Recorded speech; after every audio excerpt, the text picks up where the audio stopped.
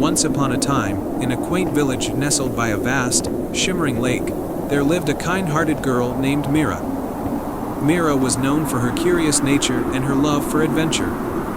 She often explored the nearby woods, dreaming of discovering something magical. One autumn evening, as the sun dipped below the horizon and the first stars began to twinkle in the sky, Mira noticed a soft glow coming from the edge of the forest. She followed the light and stumbled upon a mysterious, ancient lantern hanging from a tree branch. The lantern was adorned with intricate patterns and glowed with a warm, golden light.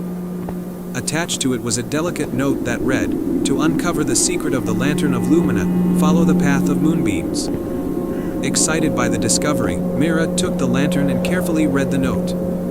As she looked up at the moon, its light seemed to shimmer and dance, casting long, silvery beams through the trees. With a heart full of curiosity, Mira set off along the path illuminated by the moonlight. The path led her deeper into the forest, past whispering trees and over gently babbling brooks. The moonbeams guided her until she reached a hidden grove surrounded by tall, ancient oak trees. In the center of the grove stood a grand, old stone archway, covered in ivy and glowing softly under the moonlight. Mira approached the archway and noticed that the lantern's light began to flicker and pulse. She felt a gentle pull and stepped through the archway, entering a magical realm bathed in a soft, silvery glow. The realm was filled with sparkling streams, floating lanterns, and luminescent flowers that seemed to hum with a gentle melody. As Mira explored this enchanting place, she came upon a beautiful, ethereal fairy with wings that shimmered like moonlight. The fairy introduced herself as Luna, the guardian of the Lantern of Lumina. "Welcome, Mira," Luna said with a voice like a soft chime. "You have found the Lantern of Lumina, which holds the power to illuminate the dreams and hopes of those who believe in its magic. However, the lantern's light has dimmed, and it needs a special kind of magic to restore its brilliance." Mira listened with wonder as Luna explained that the lantern's light was linked to the dreams of people in her village. The dreams had become clouded and faint, and the lantern needed to be filled with the pure, glowing dreams of a true dreamer to regain its full power. To restore the lantern's light, Luna continued, "You must make a heartfelt wish under the moonlight and share your own dreams and hopes. Only then will the lantern's magic be fully awakened." Mira took a deep breath and made her way to a shimmering pool in the center of the grove. The pool reflected the moonlight and seemed to hold all the dreams of the world. She closed her eyes and thought deeply about her wish. Her heart was filled with dreams of adventure, happiness for her village, and a world where kindness and hope shone brightly. As she made her wish, the lantern's light began to grow stronger. The magic of her dreams and the moonlight combined, causing the lantern to glow with a brilliant, warm light that illuminated the entire realm. The stream sparkled, the lanterns floated higher, and the flowers glowed more brightly than ever before. Luna smiled and said, "Your wish has restored the lantern's light and renewed its magic. The Lantern of Lumina will now shine brightly, guiding the dreams and hopes of your village. Thank you for your heartfelt wish and for sharing your dreams." With the lantern's light now restored, Luna gave Mira a small, glowing pendant. This pendant contains a fragment of the lantern's magic. It will help you share its light and inspire dreams wherever you go. Mira thanked Luna and made her way back through the archway, returning to her village. The pendant around her neck seemed to sparkle with a soft, golden light. As she arrived home, she found that the lantern's magic had begun to touch the lives of everyone in the village. Dreams were clearer, hopes were brighter, and the village was filled with a renewed sense of wonder and joy. Every full moon, Mira would hold the lantern and make a wish for her village, knowing that its magic was always with her. The Lantern of Lumina's light continued to shine brightly, a reminder that even the simplest dreams could create the most magical of moments. And so, the village thrived under the gentle glow of the lantern's magic, and Mira's dreams became a beacon of hope and inspiration for everyone. The end. Once upon a time, in a quaint village tucked away in the folds of a verdant valley, there was a magical orchard known as the Enchanted Grove. This orchard was famous for its trees that bore fruit of every conceivable kind, from golden apples to sapphire pears. But the most remarkable tree in the grove was the wishberry tree, whose berries were said to grant one true wish to anyone who found them. In this village lived a kind-hearted boy named Finn. Finn was known for his generosity and his love for animals. Every day, he would help his family on their farm and care for the stray animals that wandered into the village. Despite his humble life, Finn often dreamed of doing something grand, something that could help his village and the creatures he loved so dearly. One autumn evening, as the sun dipped below the horizon, casting a golden glow over the land, Finn heard a faint, sorrowful melody coming from the enchanted grove. Intrigued, he followed the sound and found a small, ethereal fairy weeping beneath the wishberry tree. Seeing her distress, Finn approached and asked, "Why are you crying, little fairy?" The fairy looked up with glistening eyes and said, "I am Lumina, the guardian of this tree. A terrible curse has befallen it. The wishberry tree's magic is fading because it has lost its sparkle. Without its magic, it can no longer grant wishes, and soon, it will wither away." Finn's heart ached at the thought of the wishberry tree dying. "Is there anything I can do to help?" he asked. Lumina wiped her tears and replied, "There is a way, but it will be a difficult journey. To restore the tree's magic, you must find 3 lost stars, each hidden in different parts of the land. Only when all 3 stars are brought back to the tree will its magic be revived." Determined to save the wishberry tree, Finn set off on his quest. The first star, Lumina told him, was hidden in the whispering caves, where shadows danced and echoed softly. Finn navigated the maze-like tunnels with bravery, guided by the soft glow of the star that flickered in the distance. He discovered the star nestled in a hidden chamber, guarded by a wise old bat.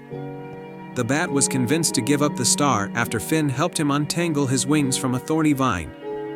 The second star was said to be in the heart of the stormy peaks, where fierce winds and thunderstorms raged. Finn climbed the treacherous cliffs, enduring the howling winds and rain. At the peak, he found the star in a cave, guarded by a grumpy, lightning-spewing dragon. By showing kindness and sharing his food with the dragon, Finn earned the dragon's trust and was given the star. The final star was hidden in the depths of the serene lake, which was known for its calm waters and mysterious creatures. Finn dove into the lake and encountered a gentle sea serpent who guarded the star. The serpent was won over by Finn's bravery and compassion, as he helped it free a tangled net from its tail. With all 3 stars in hand, Finn returned to the enchanted grove. Lumina guided him to the wishberry tree, and with a gentle touch, Finn placed the stars around the tree's base. A brilliant light enveloped the tree, and the wishberry tree began to glow with renewed energy. Its branches sparkled with magical light, and the air was filled with the sweet scent of blooming flowers. The wishberry tree was saved, and its magic was restored. Lumina thanked Finn with a shimmering berry, saying, "This is a token of our gratitude. It will grant one true wish." Finn thought carefully and made his wish. "I wish for my village and all its creatures to live in harmony and happiness." The berry's magic spread throughout the land, bringing prosperity and joy to Finn's village. The animals thrived, the crops flourished, and the villagers celebrated their good fortune. Finn's selflessness had not only saved the wishberry tree but had also brought lasting happiness to everyone he cared about. And so, Finn's bravery and kindness became a beloved story in the village. The enchanted grove continued to bloom with magic, and Finn, Lumina, and the wishberry tree lived happily ever after, surrounded by a land filled with wonder and joy. And they all lived happily ever after. Once upon a time, in a land where rolling hills met sparkling rivers, there was a peaceful village called Willowbrook. The villagers lived simple lives, tending their gardens and weaving tales of the enchanted forest that bordered their land. The forest was known for its mystery and magic, and it was said that a hidden kingdom lay deep within it. Among the villagers was a young boy named Finn, who loved exploring the forest more than anything. He was curious and brave, always dreaming of discovering the hidden kingdom spoken of in the old legends. The elders told tales of a kingdom where magical creatures lived and where wishes could come true, but no one had ever seen it. One day, as Finn ventured deeper into the forest than he ever had before, he stumbled upon an old, gnarled tree with a peculiar marking on its trunk, a crescent moon surrounded by stars. Intrigued, Finn traced the marking with his fingers, and to his surprise, the tree began to glow softly. As the glow grew brighter, a hidden door appeared in the tree's trunk. Finn, filled with wonder, opened the door and stepped through it. On the other side was a lush, vibrant meadow filled with flowers of every color imaginable. In the center of the meadow stood a grand archway made of entwined vines and sparkling gems. Finn walked through the archway and entered the hidden kingdom. To his amazement, the kingdom was more beautiful than he had ever imagined. It was a land of wonder, where fairies flitted about, and talking animals roamed freely. The skies shimmered with hues of pink and gold, and the air was filled with a sweet, melodious hum. As Finn wandered through the kingdom, he came upon a grand castle made of crystal. The castle was surrounded by a shimmering moat that sparkled in the sunlight. He approached the castle and was greeted by a majestic unicorn with a mane that glowed like moonlight. "Welcome to the hidden kingdom, brave Finn," the unicorn said with a gentle voice. "I am Luna, the guardian of this realm. You have been chosen to help us with a great task." Finn's eyes widened in excitement. "How can I help?" Luna led Finn into the castle, where he met Queen Aurora, a wise and kind ruler with a crown of stardust. The queen explained that the kingdom was in peril. An ancient spell had been cast by a sorcerer long ago, and it was slowly draining the kingdom's magic. The only way to break the spell was to retrieve the 3 lost stardust crystals from across the kingdom. The stardust crystals were hidden in different locations, one in the Forest of Whispers, one in the Cavern of Echoes, and one in the Meadow of Dreams. Each crystal was guarded by a magical creature, and retrieving them required courage and cleverness. Determined to help, Finn set off on his quest. His first destination was the Forest of Whispers. As he entered the forest, he was surrounded by soft, whispering voices. The trees seemed to speak in hushed tones. Finn followed the whispers until he reached a clearing where a wise old owl perched on a branch. The owl, named Ollivander, was the guardian of the first stardust crystal. Once upon a time, in a cozy village nestled between rolling green hills, lived a young girl named Clara. Clara was known throughout the village for her vivid imagination and her love for stargazing. Every night, she would sit by her window, staring up at the sky, and dream of adventures among the stars. One crisp, clear night, as Clara gazed up at the twinkling sky, she noticed something extraordinary. A star, brighter than any she had ever seen, began to twinkle and then slowly descend from the heavens. It floated down, landing softly in her garden. Intrigued and excited, Clara rushed outside to see the star up close. In her garden, the star transformed into a beautiful, glowing figure. The figure had delicate, shimmering wings and a warm, gentle smile. "Hello, Clara," the figure said in a melodious voice. "I am Stella, a star fairy. I've come because I heard your wishes and dreams as you gazed at the night sky." Clara's eyes widened with wonder. "A star fairy? I've never heard of such a thing. What brings you here?" Stella smiled.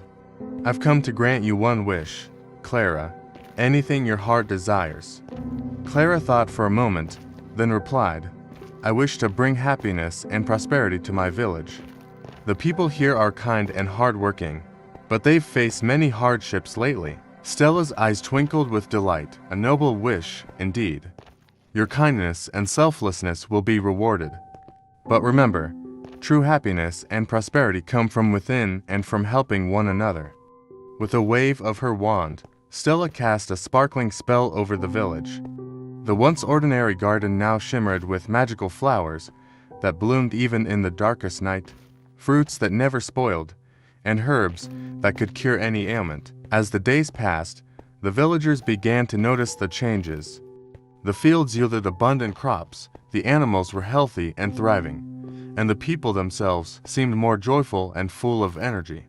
Clara's garden became a sanctuary where everyone gathered to share stories, laughter, and dreams. One day, a traveling merchant named Elias arrived in the village. He was amazed by the vibrant atmosphere and the happiness that radiated from everyone. He visited Clara's garden and was welcomed with open arms. Clara shared the story of Stella, the star fairy, and the wish she had made. Elias was deeply moved by Clara's story. "I have traveled far and wide, but I've never seen such a place of harmony and joy.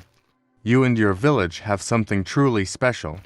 Elias decided to stay in the village, and with his knowledge of trade and craftsmanship, he helped the villagers create beautiful goods to sell in neighboring towns. The village prospered even more, becoming known as a place of magic and happiness. Years passed, and Clara grew up, but she never lost her love for the stars. Every night, she would still gaze up at the sky, thanking Stella for the gift she had given. One evening, as she sat by her window, Stella appeared once again. "Clara," Stella said, "you have used your wish wisely and brought great joy to your village. But now it is time for you to embark on your own adventure." Stella handed Clara a small, glowing star. "This star will guide you wherever you wish to go. Follow it, and it will lead you to new dreams and new adventures." Clara hugged Stella, filled with gratitude. "Thank you, Stella.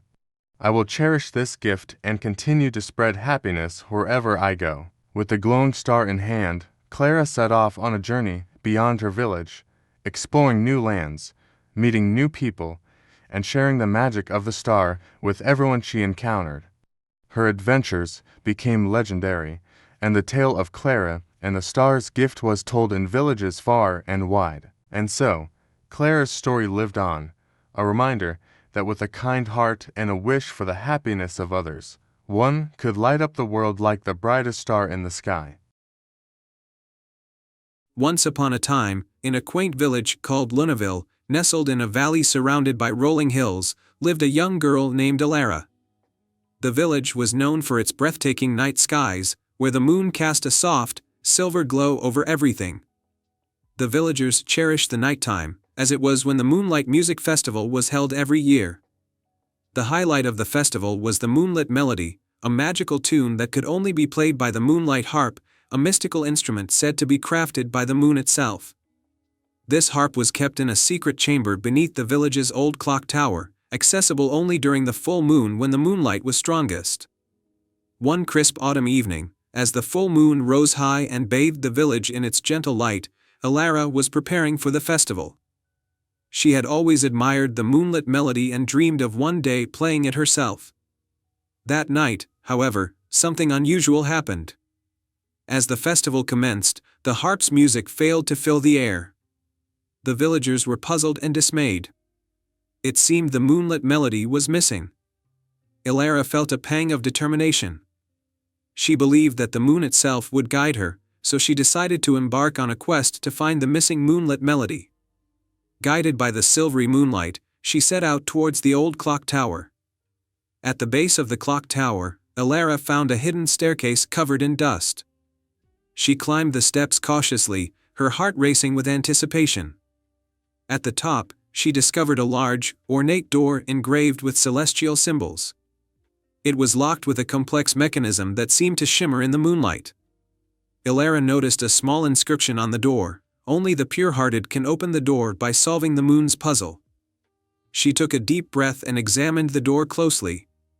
The puzzle consisted of stars that needed to be aligned correctly to reveal the hidden chamber.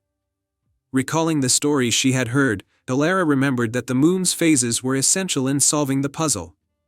She carefully adjusted the stars to match the phases of the moon, new moon, crescent, half moon, and full moon. As she aligned the final star with the full moon phase, the door creaked open, revealing a grand chamber bathed in a soft, golden glow. In the center of the chamber was the moonlight harp, but its strings were tangled and broken.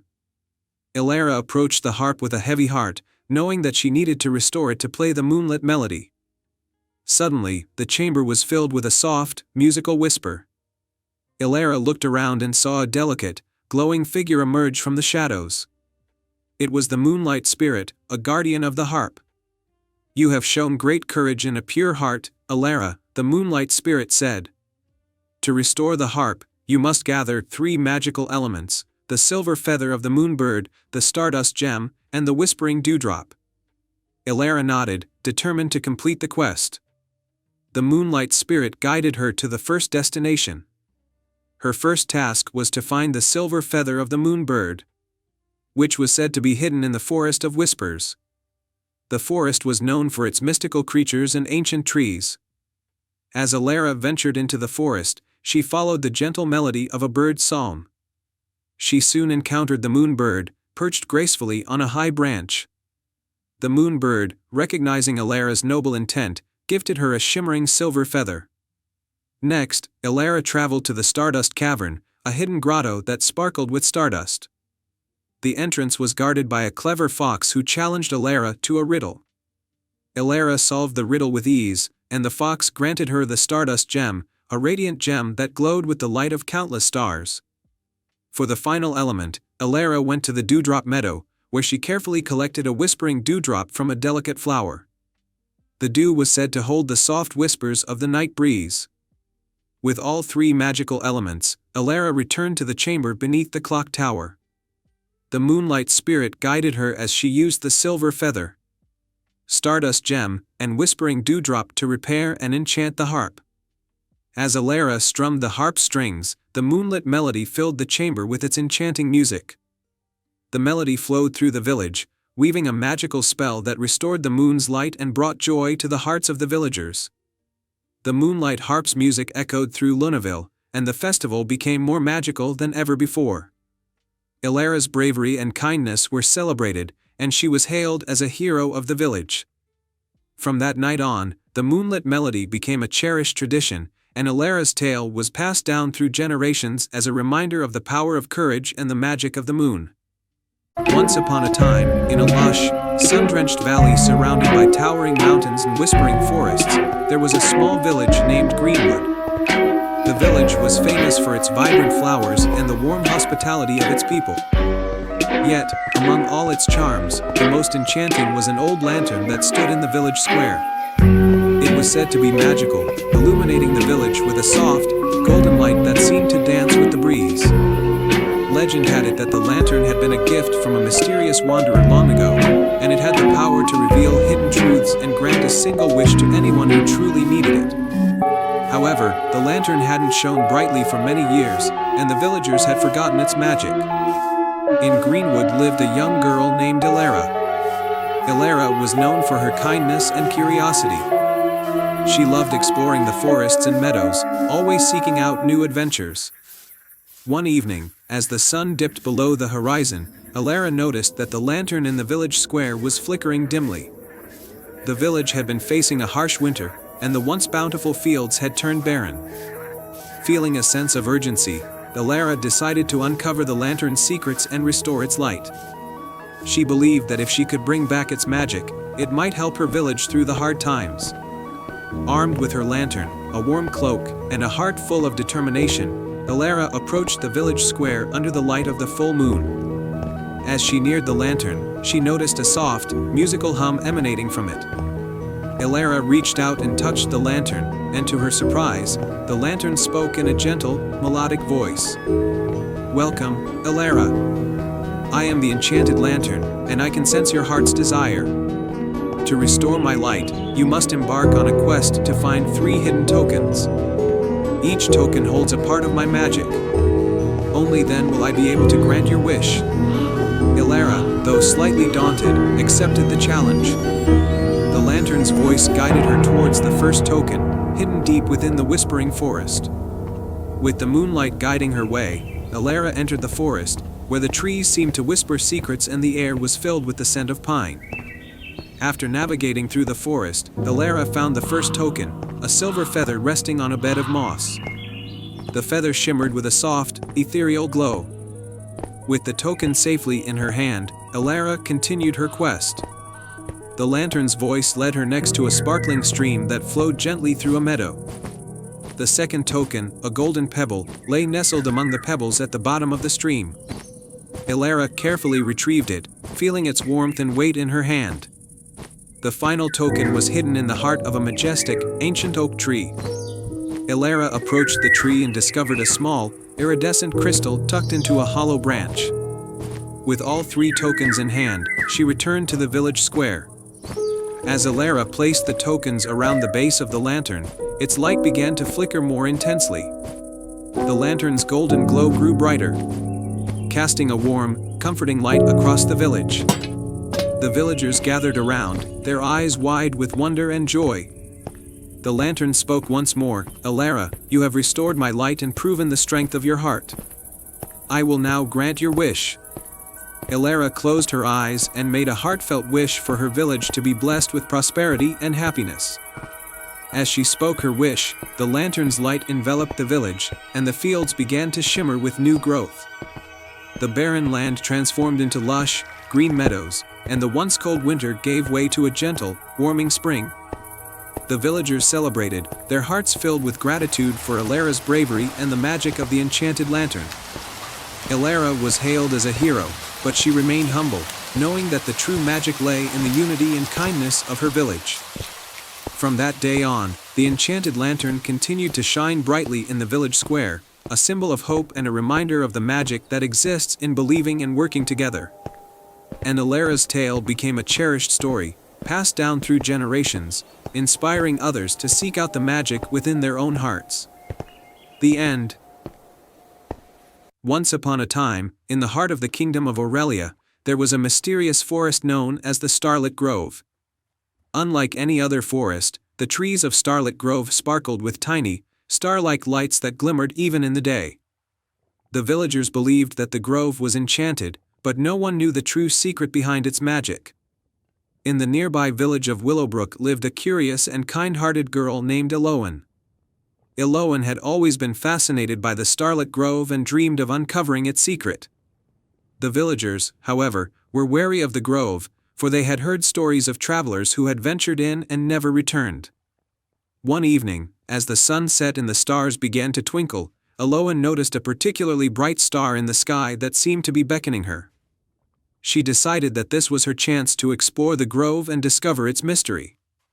Armed with a lantern, a map, and a small bag of supplies, she ventured into the forest just as the first stars began to appear. The entrance to the Starlit Grove was a grand archway of intertwined branches that shimmered with soft light. As Eloan stepped through, the grove welcomed her with a warm, twinkling glow. The path ahead was lined with glowing flowers and whispering leaves that seemed to guide her deeper into the forest. Her first challenge was a sparkling river that flowed with water like liquid starlight. A graceful water nymph named Leora appeared, floating above the river. To pass, Leora said with a melodious voice, "You must solve this riddle. I can be cracked, made, told, and played. What am I?" Eloan thought for a moment and answered confidently, "A joke." Leora smiled and created a path of floating lily pads across the river, allowing Eloan to continue her journey. As Eloan crossed the river, she came upon a clearing where a majestic, ancient oak tree stood at its center. The tree was surrounded by a circle of luminous mushrooms. Beneath the tree sat an old, wise tortoise named Orin. To proceed, Orin said, "You must prove your understanding of true courage. Answer this question. What is the one thing you can give that will never diminish and grows only when shared?" Eloan thought deeply and answered, "Love." Orin nodded approvingly, and the mushrooms glowed brighter, revealing a hidden pathway that led Eloan deeper into the grove. The path eventually led Eloan to a grand, moonlit glade where the air was filled with the sweet scent of night-blooming flowers. At the center of the glade stood a grand pedestal with an ornate, silver chest resting upon it. As Eloan approached, the chest began to glow with a soft, inviting light. Suddenly, a celestial figure emerged from the shadows, a beautiful fairy with wings that sparkled like the night sky. She was the guardian of the Starlit Grove, named Seraphina. To uncover the secret of the Starlit Grove, Seraphina said, "You must answer one final question. What is the one thing that everyone can give, yet it is always free and never taken away?" Eloan thought hard and then said, "A smile." Seraphina smiled warmly and opened the silver chest. Inside was a radiant, star-shaped gem that seemed to pulse with the heartbeat of the grove. Seraphina explained that this gem was the source of the grove's magic. It held the essence of hope and joy, which gave the grove its enchanting glow. The true secret of the Starlit Grove, Seraphina said, is that its magic comes from the happiness and kindness shared by those who visit. Your heart has shown that you understand this. Eloan was honored to learn the secret and was entrusted with a small, glowing fragment of the star-shaped gem. She returned to Willowbrook with a heart full of joy and a story to share. The villagers, inspired by Eloan's bravery in the grove's magic, began to visit the Starlit Grove more often, spreading kindness and happiness. The grove continued to shine brightly, and its magic flourished as the villagers embraced the true spirit of its enchantment. Eloan's tale became a beloved legend in Willowbrook, a reminder of the power of kindness and the magic that exists when hearts are filled with love. And so, the Starlit Grove remained a beacon of light and joy in the kingdom of Aurelia, and Eloan lived happily ever after, cherished for her courage and the happiness she brought to her village. Once upon a time, in a peaceful village nestled between emerald hills and shimmering lakes, there was a grand old tree known as the Whispering Willow. The tree was said to have magical powers and could grant wishes to those who approached it with a pure heart. However, no one had ever heard the tree's whispers, and its magic had become more of a legend than a reality. In this village lived a young girl named Mira. Mira was known for her kindness and her love for nature. She spent her days tending to the village gardens and helping the animals. Though she often heard stories about the Whispering Willow, she had never seen it up close. One sunny afternoon, as Mira was walking by the edge of the forest, she noticed a gentle breeze rustling through the trees. The wind carried a soft, melodious whisper that seemed to be calling her name. Intrigued, Mira followed the sound until she reached the Whispering Willow. The ancient tree stood tall and majestic, its branches swaying gracefully as if greeting her. Mira approached the tree with reverence. "Hello, Whispering Willow," she said softly. "I've heard so much about you and your magic. I wish to understand if the tales are true." To her surprise, the Whispering Willow responded with a warm, melodic voice. "Welcome, Mira. I have been waiting for someone with a pure heart to hear my whispers. To unlock my magic, you must first solve the riddles of the forest. Only then will you discover the true power of the Whispering Willow." Mira eagerly agreed to the challenge. The first riddle came from the tree's rustling leaves. "I am not alive, but I can grow. I don't have eyes, but I can see. I am not alive, but I need light to live. What am I?" Mira thought carefully and answered, "A shadow." The Whispering Willow's leaves shimmered with approval. The second riddle followed. "I have keys but open no doors. I have strings but I am not a harp. You can play me, but I am not a game. What am I?" With a smile, Mira replied, "A piano." The Whispering Willow's branches swayed with delight. And the final riddle was presented. "I can be cracked, made, told, and played. What am I?" Mira answered confidently, "A joke." The tree's branches sparkled with a magical light, and the Whispering Willow's voice grew clearer. "You have solved the riddles and shown your kindness. Now, tell me, what is your heart's deepest wish?" Mira thought for a moment. She had seen the village face many hardships, droughts, illnesses, and difficult times. Her greatest wish was for the well-being and happiness of everyone in her village. "I wish for my village to thrive and for all its people to be happy and healthy," Mira said with sincerity. The Whispering Willow's branches glowed brightly, and a soft breeze carried a shower of golden leaves over the village. As the leaves touched the ground, they transformed into vibrant, blooming flowers and lush, green fields. The village's crops grew plentiful, and the villagers' spirits lifted with newfound joy and prosperity. Mira returned to her village to find it transformed. The fields were lush, the animals were healthy, and the people were filled with happiness. They celebrated Mira's wish, and the Whispering Willow became a cherished part of their lives. From then on, the village flourished, and Mira continued to spread kindness and care. The tale of the Whispering Willow and Mira's selfless wish was passed down through generations, a reminder of the magic that lies in a pure heart and the power of wishing for the well-being of others. And so, the Whispering Willow's magic lived on, a symbol of hope and the strength of a kind and loving heart. Once upon a time, in a village nestled between rolling hills and dense forests, there was a humble garden known only to the villagers as the Moonlit Garden. It was a place of wonder and magic, where flowers glowed softly in the dark and the air was always filled with a sweet, enchanting melody. In this village lived a young girl named Alara, who had always been drawn to the Moonlit Garden. Her parents had told her many tales of its wonders, but no one was ever allowed to visit it at night. They said the garden was guarded by mystical creatures who only allowed the pure of heart to enter. One evening, as the full moon rose high in the sky, Alara's curiosity got the better of her. She quietly slipped out of her home and made her way to the Moonlit Garden.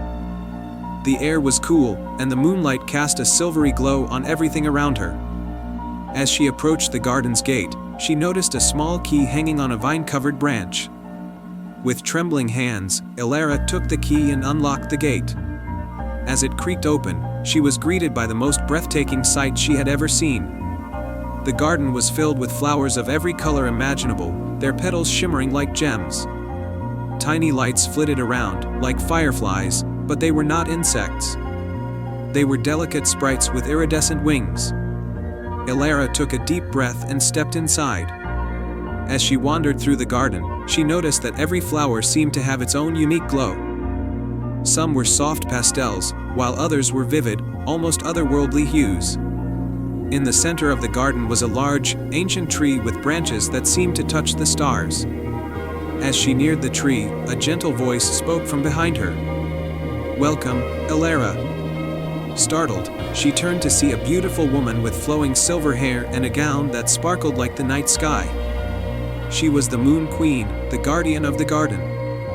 "I've heard tales of this place all my life," Alara said, her eyes wide with wonder. "But I never thought I'd see it for myself." The Moon Queen smiled kindly. "The Moonlit Garden is a place of magic and dreams.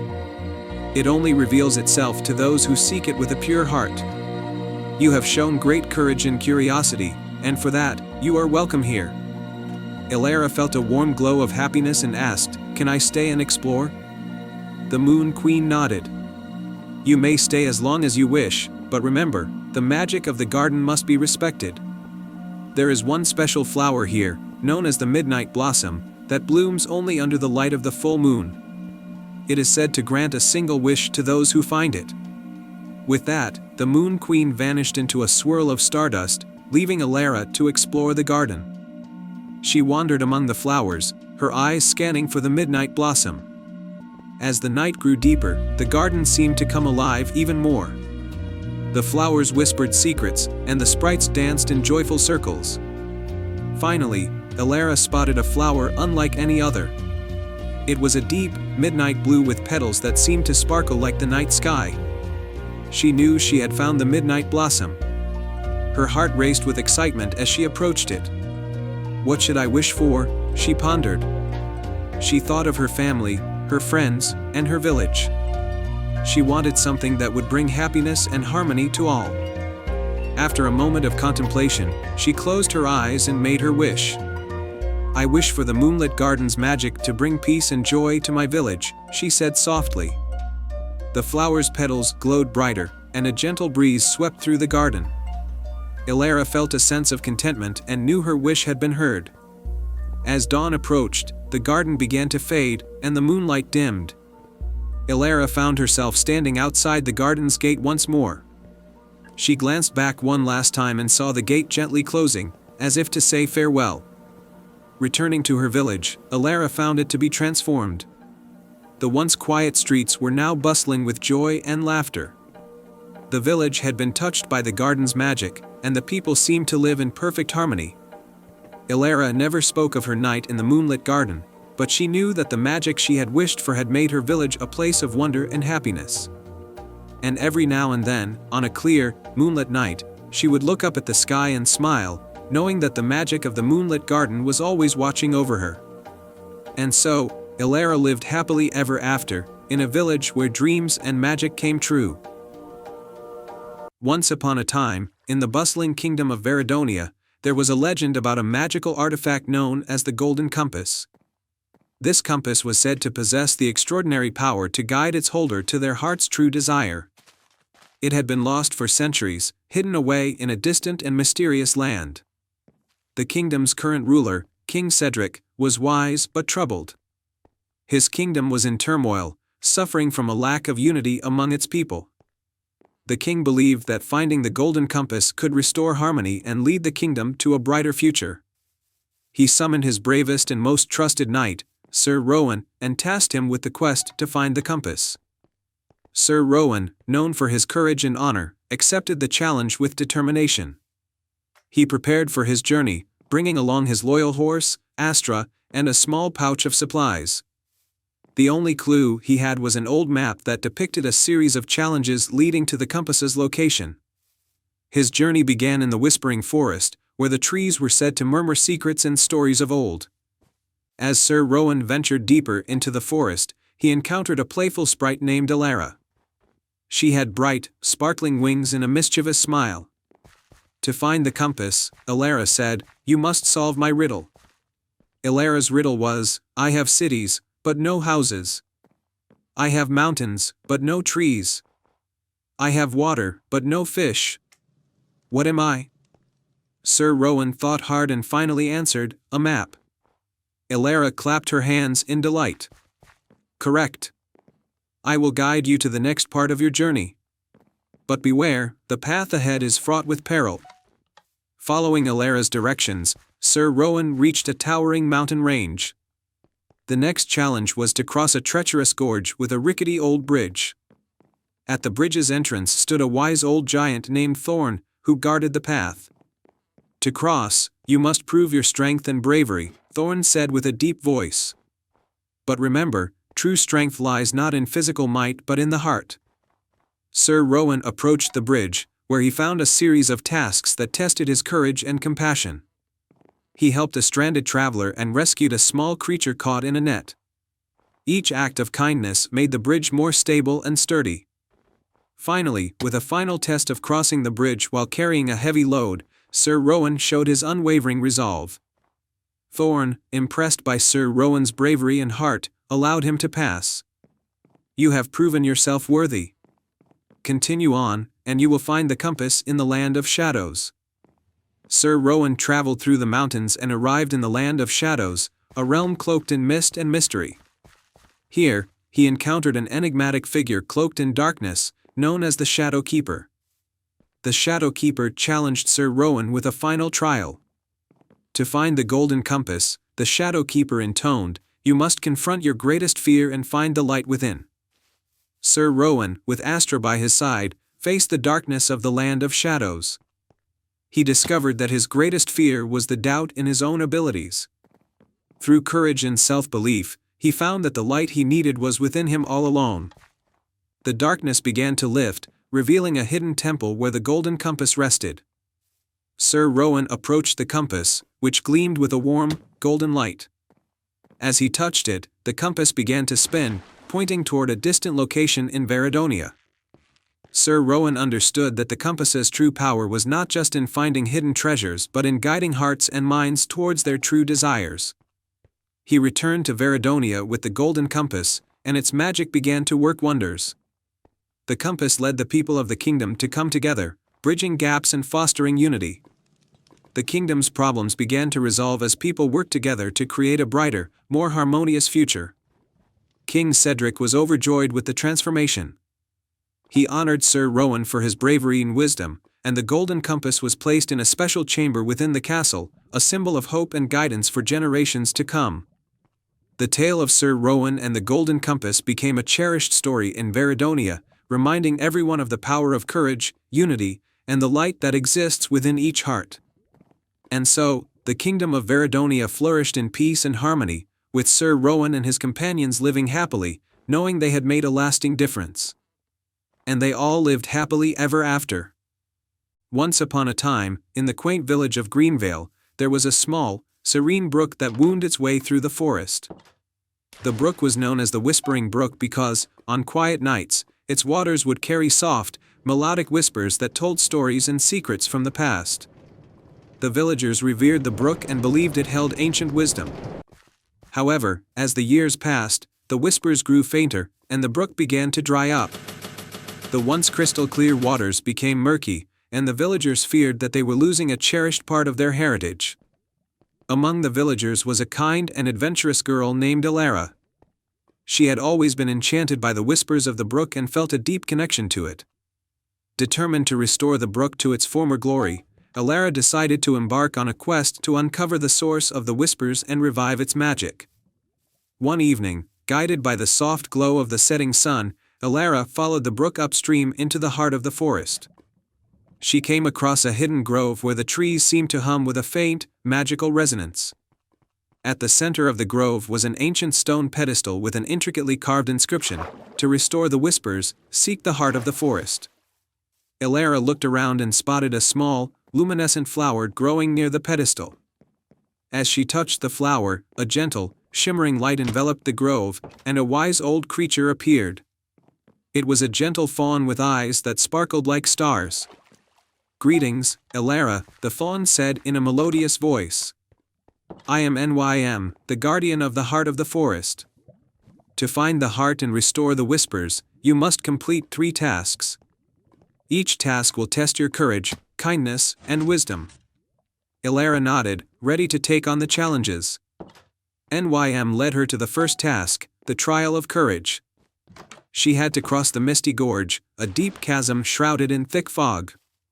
The only way across was a fragile-looking bridge made of vines and twigs. Elara took a deep breath and carefully made her way across the bridge, her heart steady and her steps sure. The bridge held firm, and she reached the other side safely. The second task was the trial of kindness. Elara found a group of lost fireflies flitting helplessly in the dark.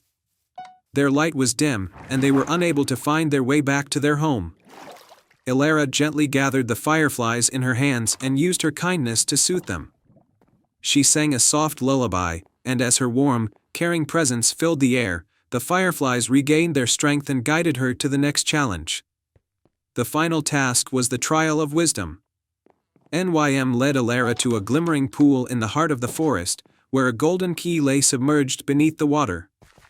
To retrieve it, Elara had to solve a riddle posed by the pool's reflection.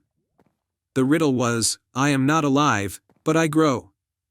I don't have lungs, but I need air. I don't have a mouth, but water kills me. What am I?" Elara thought carefully and realized the answer was fire.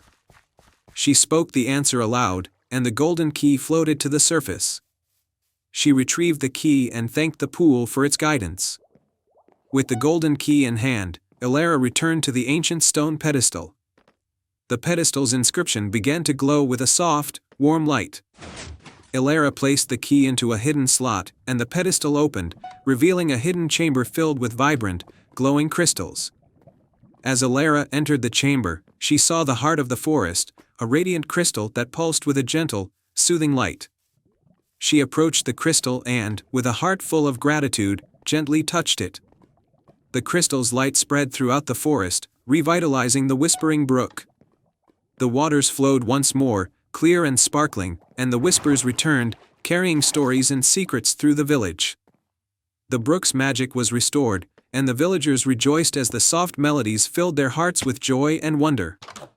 Elara returned to Greenvale as a hero, celebrated for her bravery, kindness, and wisdom. The Whispering Brook became even more cherished than before, its whispers now more vivid and full of life. And so, the tale of Elara's adventure became a cherished story in Greenvale, a reminder of the magic that lies in courage, kindness, and wisdom, and the power of a heart that listens to the whispers of the world. Once upon a time, in a land where the sky kissed the mountains and the rivers sang lullabies to the valleys, there was a small village named Eldoria. This village was known for its breathtaking gardens, but none was as magnificent as the Starlit Garden, a place where flowers bloomed only under the light of the stars. The garden was a source of wonder and magic, and it was said that its flowers held the power to grant wishes. In Eldoria lived a young girl named Leora. She was a kind and curious soul, always exploring the woods and fields, and she loved the village's gardens more than anything. Leora had a special connection with nature, and wherever she walked, plants seemed to grow greener and flowers bloomed more brightly. One day, a terrible drought struck Eldoria. The rivers dried up, the fields turned brown, and the once lush gardens withered. The villagers were in despair, for without their gardens, they feared for their survival. The village elder, a wise old woman named Seraphina, told the villagers that the only hope was to find the enchanted watering can hidden in the heart of the starlit garden. This watering can was said to hold the purest water from the stars, capable of reviving even the driest land. However, reaching the heart of the starlit garden was no easy task. It was guarded by the mysterious Star Keeper, a guardian who tested the worthiness of those who sought its treasures. Many brave villagers had tried and failed to find the enchanted watering can. Leora, seeing the sorrow of her people, decided that she must try to save her village. One clear night, she set off towards the starlit garden, guided by the shimmering light of the stars. As she approached the garden's entrance, she felt a strange warmth and heard a soft, melodious voice. "Who dares to enter the starlit garden?" the voice asked. "It is I, Leora," she replied, her voice steady but respectful. "I seek the enchanted watering can to save my village from the drought." The voice, which belonged to the Star Keeper, was silent for a moment before responding. "Many have tried and failed. To prove your worth, you must pass 3 tests, each more challenging than the last. Are you prepared for this journey?" Leora nodded, her determination unwavering. "I am ready." The first test was the test of patience. Leora found herself in a beautiful meadow filled with golden flowers. The Star Keeper's voice echoed, "You must pick the rarest silver flower among these golden ones, but beware, for it blooms only once every 100 years. Leora walked through the meadow, carefully observing each flower. Hours turned into days, but she remained patient, never losing hope.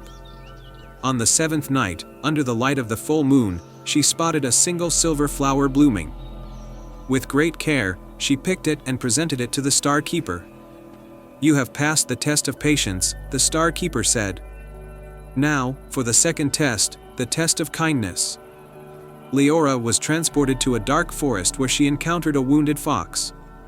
Without hesitation, she tended to its wounds using herbs she found along the way. The fox, grateful for her kindness, led her to a hidden grove where a lost child was crying for help. Leora comforted the child and guided him back to the village. "You have shown great kindness," the Star Keeper said. "Now, for the final test, the test of courage." Leora found herself standing before a raging river, with no bridge or boat in sight. On the other side, she could see the enchanted watering can, glowing softly. Summoning all her courage, Leora waded into the river. The current was strong, but she pressed on, driven by her love for her village. With great effort, she reached the other side and grasped the watering can.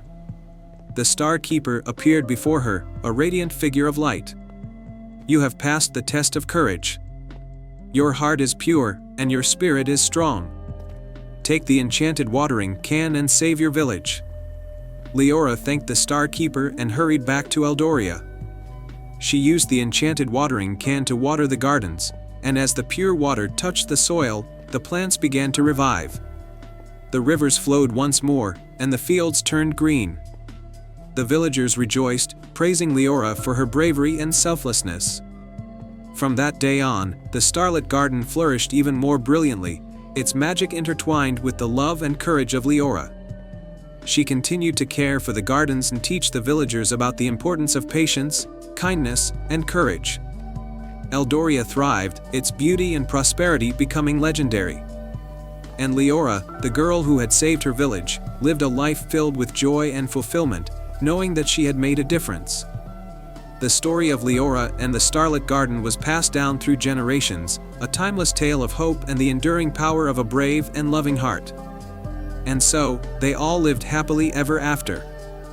Once upon a time, in a faraway kingdom called Veridonia, nestled between towering mountains and verdant valleys, there was a small village named Whimsy Hollow. The village was known for its vibrant gardens, where flowers of every color bloomed, and the townsfolk lived in harmony with nature. At the heart of this village lived a kind-hearted girl named Lily, who was known for her curiosity and bravery. Lily lived with her grandmother, a wise woman who was respected throughout the village for her knowledge of herbs and healing. Every night, her grandmother would tell her stories of the enchanted forest that bordered their village, a place filled with magical creatures and hidden secrets. One story that fascinated Lily the most was about the legendary Tree of Dreams, a mystical tree whose golden leaves could grant a single wish to the pure of heart. One day, a terrible drought struck Whimsy Hollow. The gardens wilted, the rivers dried up, and the villagers grew anxious. The crops that the village depended on for survival were in jeopardy. Remembering the stories of the Tree of Dreams, Lily decided that she must find it and save her village. With a heart full of determination, Lily set off into the enchanted forest.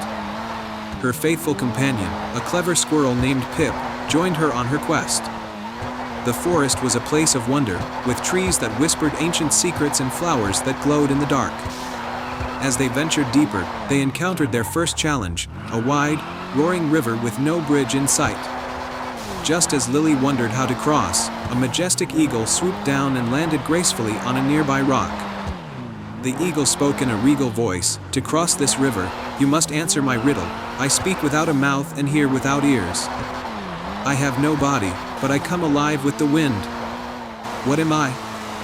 Lily thought for a moment and then replied, "You are an echo." The eagle nodded and extended one of its mighty wings, creating a bridge of golden feathers. Lily and Pip crossed the river safely and continued their journey. Soon, they arrived at a dense part of the forest where the sunlight barely penetrated. Here, they met a wise old owl perched on a gnarled tree branch. "To pass through this dark wood, you must show your wisdom," the owl hooted. "Tell me, what can fill a room but takes up no space?" Lily pondered the question and then answered, "Light." The owl's eyes twinkled with approval, and the dense woods parted, allowing a clear path to form.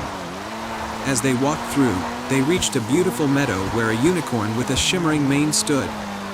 The unicorn looked at them with sorrowful eyes. "My magic is fading, and I can no longer guard the Tree of Dreams," the unicorn said. "To find the tree, you must show compassion. Can you help me?" Lily, with Pip's help, gathered herbs and concocted a healing potion, just as her grandmother had taught her. She offered it to the unicorn, who drank it gratefully. Immediately, the unicorn's strength was restored, and it shone with a radiant light. "You have shown great kindness," the unicorn said. "Climb on my back, and I will take you to the Tree of Dreams." Lily and Pip climbed onto the unicorn's back, and in a flash of light, they were transported to a hidden grove. At the center of the grove stood the magnificent Tree of Dreams, its golden leaves shimmering like stars. However, as Lily approached the tree, a dark figure emerged from the shadows. It was Morgana, a sorceress who sought to use the tree's magic for her own selfish desires. "You cannot take the magic of the tree," Morgana hissed, her eyes glowing with malice. Lily stood her ground, her heart pounding but her resolve unwavering. The magic of the tree is meant to help those in need, not to serve selfish desires. Morgana raised her staff, ready to cast a spell, but Pip darted forward and knocked the staff from her hands. In the confusion, Lily touched the Tree of Dreams and made her wish, "I wish for the drought to end and for my village to thrive once more." The tree's leaves glowed brightly, and a wave of magic spread throughout the land. The drought was lifted, rivers flowed again, and the fields were filled with lush, green crops. Morgana, realizing she was defeated, disappeared into the shadows. Lily and Pip returned to Whimsy Hollow as heroes. The villagers celebrated their bravery, and the Tree of Dreams continued to bless the land with prosperity. Lily's name was remembered for generations, a symbol of courage and compassion. And so, the kingdom of Veridonia flourished under the watchful eye of its brave young hero, and they all lived happily ever after. In the heart of a lush and verdant forest, where sunlight danced through the leaves and the air was filled with the melody of birds, stood a grand and ancient oak tree. Known as the Whispering Oak, this tree was said to hold secrets of the forest and have the power to grant one heartfelt wish to those who proved their worth. In a nearby village lived a young boy named Finn. Finn had always been curious about the forest and the Whispering Oak. His family was poor, and they struggled to make ends meet. Finn's greatest wish was to find a way to help his family and bring happiness to his village. One day, as Finn walked through the village, he heard a conversation about the Whispering Oak. The villagers spoke of its magic and how it could grant a single wish to someone with a pure heart. Finn decided that he would journey into the forest and seek the tree's help. The forest path with a small satchel packed with essentials, Finn set out on his journey.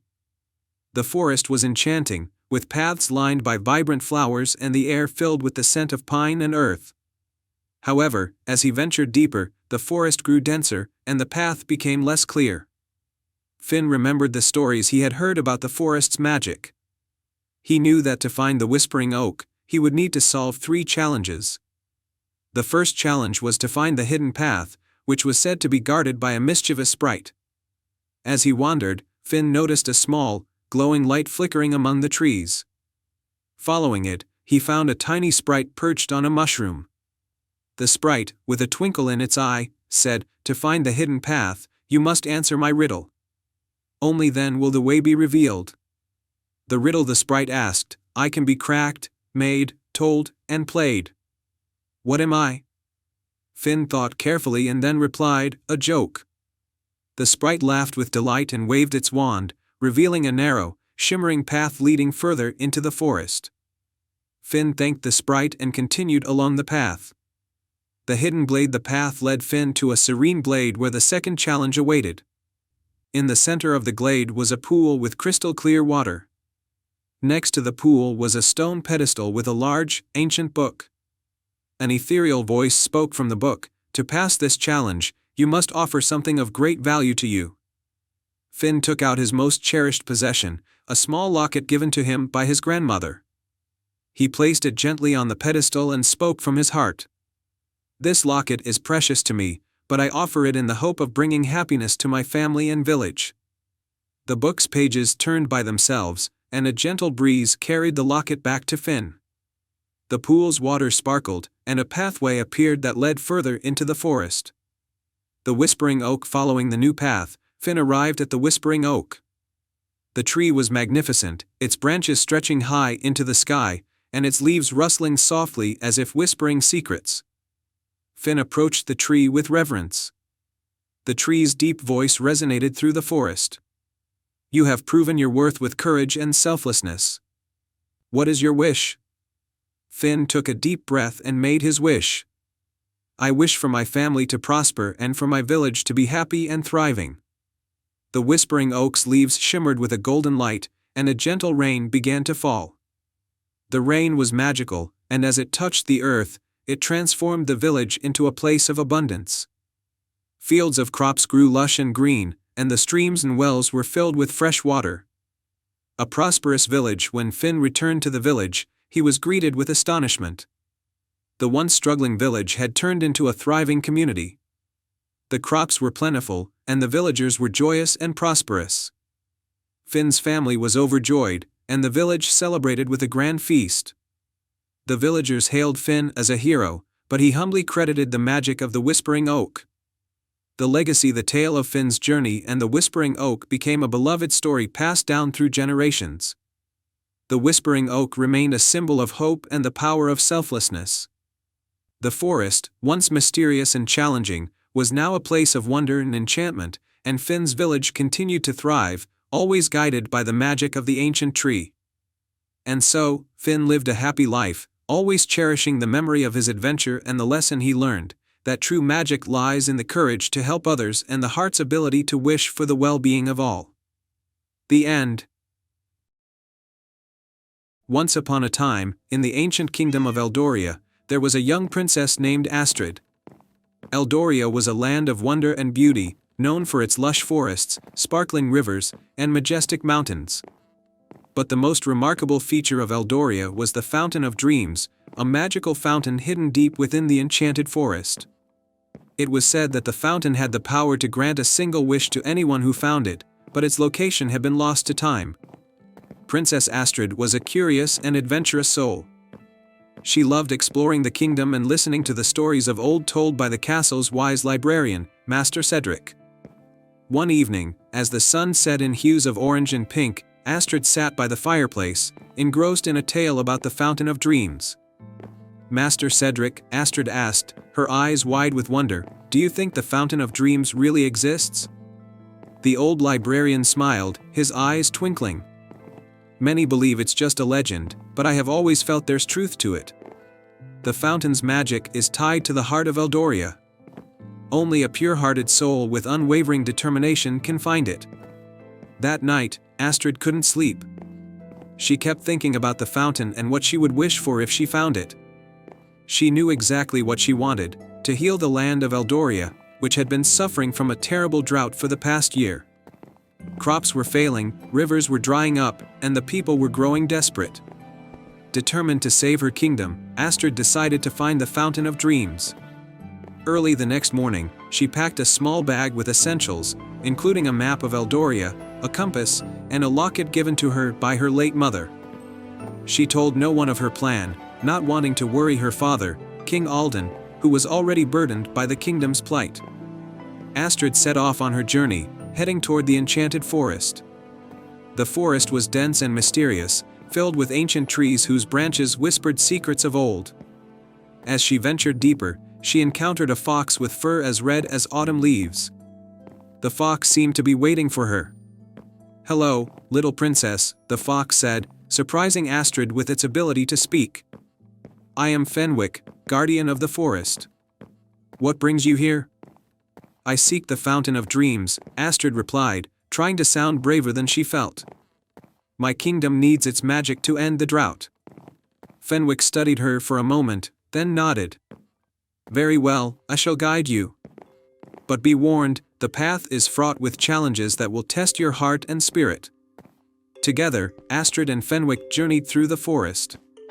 They crossed a river by solving the riddles of the water sprites, who guarded the only bridge. They navigated through a maze of thorns with the help of a kindly old owl named Orion, who gave Astrid a feather that glowed in the dark. After several days, they reached the heart of the enchanted forest, where the air was thick with magic.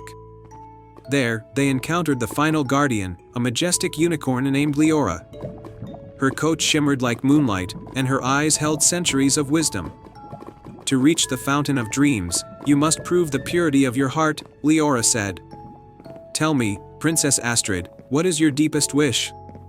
Astrid didn't hesitate. "I wish to end the drought and bring prosperity back to Eldoria. My people are suffering, and I want to help them." Leora nodded approvingly. "Your wish is selfless and noble. You may proceed." With Leora's blessing, Astrid and Fenwick continued until they finally stood before the Fountain of Dreams. The fountain was a magnificent sight, with crystal-clear water that sparkled like diamonds. As Astrid approached, the water began to glow, reacting to her presence. "Kneel by the fountain and speak your wish," Fenwick instructed. Astrid knelt and placed her hands in the cool water. "I wish for the drought to end and for Eldoria to flourish once more." The fountain glowed brighter, and a soft, melodic voice echoed through the clearing. "Your wish is granted, pure-hearted princess." Suddenly, the ground trembled, and a stream of water shot up from the fountain, spreading across the forest and beyond.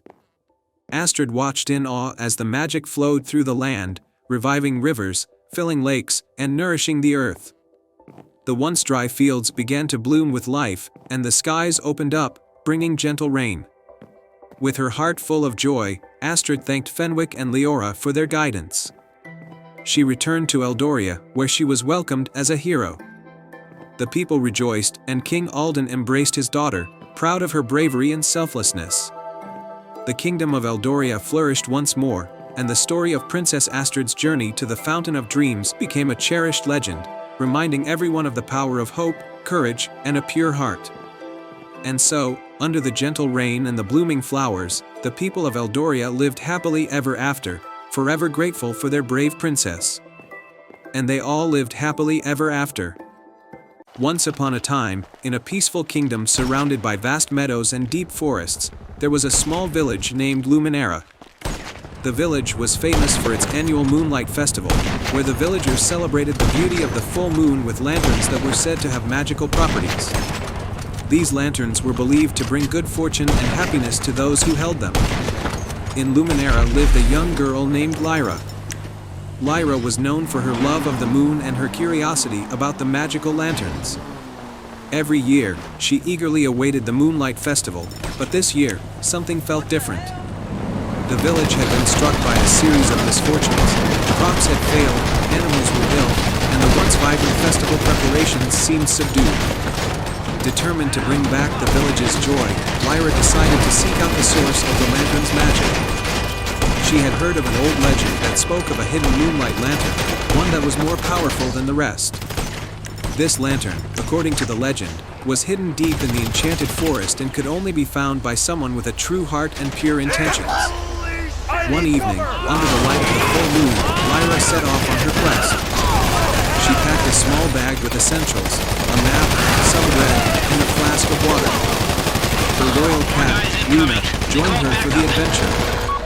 As Lyra and Luna ventured into the enchanted forest, they encountered their first challenge, a dense fog that seemed to swirl and shift, making it hard to see. A soft, melodic voice called out from the fog, guiding them to a small, glowing mushroom. Follow the path of light, the voice said. It will lead you to the heart of the forest. Lyra followed the glowing mushrooms, which created a trail through the fog. After walking for a while, they arrived at a sparkling stream with clear, flowing water. On the other side of the stream stood a wise old fox named Felix. "Greetings, traveler," Felix said. "To cross the stream, you must solve a riddle." Lyra, eager to continue, agreed. Felix's riddle was, "I have cities but no houses, forests but no trees, and rivers but no water. What am I?" Lyra thought for a moment and answered, "A map." Felix nodded approvingly and helped Lyra and Luna across the stream using stepping stones that appeared magically. On the other side of the stream, they found themselves in a meadow filled with glowing fireflies. In the center of the meadow was a beautiful, ancient oak tree with a small, intricately carved door at its base. The door was locked, and a note was attached that read, "Only the pure-hearted can unlock this door." Lyra reached into her bag and pulled out a golden key her grandmother had given her. She had always kept it with her, believing it to be a symbol of hope. When she placed the key into the lock, the door opened with a gentle creak. Inside, they discovered a hidden chamber bathed in soft moonlight. At the center of the chamber stood the moonlight lantern, glowing with a radiant, silvery light. As Lyra approached the lantern, she felt a warm, comforting presence. A gentle voice spoke from the lantern, "You have shown great courage and kindness. The magic of this lantern is now yours to share." With the lantern in hand, Lyra and Luna made their way back to Luminera. The village was still gloomy, but as Lyra approached with the moonlight lantern, a magical glow began to spread through the air. The lantern's light filled the village with a warm, soothing radiance. The villagers gathered around in awe as the lantern's magic lifted their spirits and healed their troubles. The crops began to flourish, the animals recovered, and the festival preparations turned into a grand celebration. The Moonlight Festival was more vibrant and joyful than ever before. Lyra was celebrated as a hero, and the Moonlight Lantern was placed in the village square, where it continued to shine and bring happiness to all.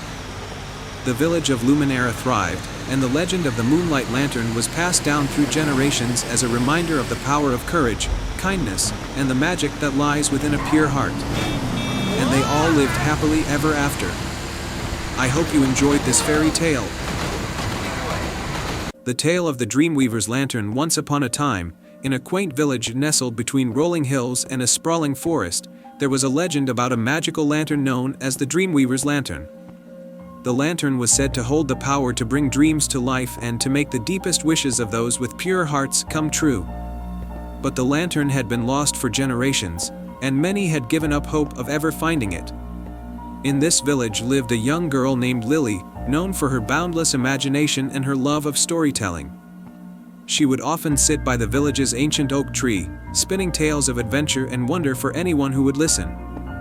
Lily had always dreamed of finding the Dreamweaver's Lantern and using its magic to help her village, which had been struggling with a long drought that had left the fields barren. One starry night, as Lily gazed at the twinkling sky, she saw a shooting star streak across the heavens. With a hopeful heart, she made a wish that she could find the Dreamweaver's lantern and bring prosperity to her village. As the star faded, she felt a strange sensation as if the air around her was shimmering with possibility. The next morning, Lily found the small, ornate box at the base of the ancient oak tree. The box was covered in intricate carvings of stars and moons and had a delicate silver key hanging from a tiny hook. Inside the box was a parchment with a map and a note that read, "To find the Dreamweaver's lantern, follow the path of stars and trust in the magic of your heart." Excited and determined, Lily set out on her journey. Following the map, she ventured into the forest, where the path was lined with glowing stones that seemed to light up as she walked. As the sun set and the forest grew darker, the stones began to twinkle like stars, guiding her deeper into the woods. After hours of walking, Lily arrived at a hidden clearing bathed in moonlight. In the center of the clearing stood a magnificent tree with silver leaves and branches that sparkled like diamonds. At the base of the tree was a pedestal, and on the pedestal rested the Dreamweaver's lantern, glowing softly with an ethereal light. Lily approached the lantern with reverence. She carefully unlocked the lantern using the key from the box. As the lantern opened, a soft, golden light spilled out, and a gentle voice filled the air. "Welcome, Lily. You have found the Dreamweaver's lantern, a symbol of hope and magic. Your heart's wish shall be granted, but remember, true magic comes from within." Lily looked at the lantern, her heart swelling with emotion. "I wish for my village to be blessed with rain so that the fields may flourish and our people may be happy once more." The lantern's light grew brighter, and Lily felt a warm breeze enveloping her. She watched in awe as the light from the lantern spread out over the forest, transforming into a shimmering cloud that drifted towards the village. Lily made her way back to the village, her heart full of hope. As she arrived, she saw the first drops of rain beginning to fall from the cloud. The rain was gentle but steady, soaking into the parched earth and bringing life back to the fields. The villagers gathered, amazed at the sudden change in their fortunes. The once barren fields began to turn green, and the joy of the village was palpable. Lily was celebrated as a hero, but she humbly told everyone about the Dreamweaver's lantern and the magic it had brought. She reminded them that while the lantern had played a part, it was their own hope and unity that had truly made the difference. As the rain continued to nourish the land, Lily kept the lantern safe and cherished its lessons. The village thrived, and the story of Lily in the Dreamweaver's lantern became a cherished tale, passed down through generations. It served as a reminder that magic was not just in enchanted objects, but in the dreams, wishes, and efforts of those who dared to believe in them. And so, the village prospered, and Lily's name was forever remembered as a symbol of hope and magic, reminding everyone that even the smallest light can illuminate the darkest of times. And they all lived happily ever after. I hope you enjoyed this fairy tale. Once upon a time, in a quaint village nestled between majestic mountains and a sparkling river, there was a legend of a mystical flower known as the moonflower. This rare flower bloomed only once every 100 years under the light of the full moon, and its petals were said to hold the power to reveal a hidden kingdom of wonder and magic. In this village lived a young girl named Arya, who was known for her curiosity and kind heart. Arya had always been fascinated by the stories of the moonflower and the hidden kingdom it was said to unveil. The villagers spoke of a time when their land was lush and bountiful, but now, it had grown dry and barren. Arya believed that finding the moonflower and the hidden kingdom could restore the land's magic and prosperity. One evening, as the full moon rose high in the sky, casting a silvery glow over the village, Arya set out on a quest to find the moonflower. Armed with a small lantern and a heart full of hope, she ventured into the forest where the flower was rumored to bloom. The first challenge, the glowing meadow. Arya's journey led her to a glowing meadow, where flowers shone with a soft, otherworldly light. In the center of the meadow stood a wise old tortoise with a shell that seemed to reflect the moonlight. To proceed through the glowing meadow, the tortoise said in a voice as slow and steady as time, "You must solve this riddle. I can fly without wings, I can cry without eyes, wherever I go, darkness flies. What am I?" Arya thought deeply and answered, "A cloud." The tortoise nodded in approval and pointed to a path that led out of the meadow. Follow this path to reach the next challenge, the tortoise advised. The second challenge, the Whispering Stream. Arya followed the path and soon arrived at the Whispering Stream, a gentle stream where the water seemed to murmur secrets as it flowed. The stream was guarded by a graceful water nymph who danced on the surface of the water. To cross the Whispering Stream, the nymph said with a musical voice, "You must answer this question. The more you take, the more you leave behind." "What am I?" Arya pondered the question and replied, "Footsteps." The nymph's eyes sparkled with delight, and she waved her hand, creating a shimmering bridge of moonlight across the stream. Arya carefully crossed the stream, feeling more determined with each step. The third challenge, the Hidden Gate. On the other side of the stream, Arya found herself at the base of a tall, ancient oak tree with a large, ornate door carved into its trunk. The door was adorned with symbols of stars and moons. A gentle voice echoed from the door, "To open this gate and find the Moonflower, you must reveal your true self. Share your deepest wish and prove that you seek it with sincerity." Arya took a deep breath and spoke with honesty, "My deepest wish is to find the Moonflower and discover the hidden kingdom it reveals. I want to restore my village's land and bring back its magic and prosperity." The ancient door slowly creaked open, revealing a magical glade bathed in the light of the full moon. In the center of the glade was the Moonflower, its petals glowing with an ethereal light. The revelation, the hidden kingdom. With the Moonflower in her hands, Arya returned to her village. As she held the flower up to the moonlight, its magic began to spread, casting a radiant glow over the land. The once dry fields became lush and green, the river sparkled with renewed vitality, and the village was filled with a sense of wonder and joy. The hidden kingdom that the Moonflower had revealed was not a place of grandeur but a reminder of the magic and beauty that had always existed in the land.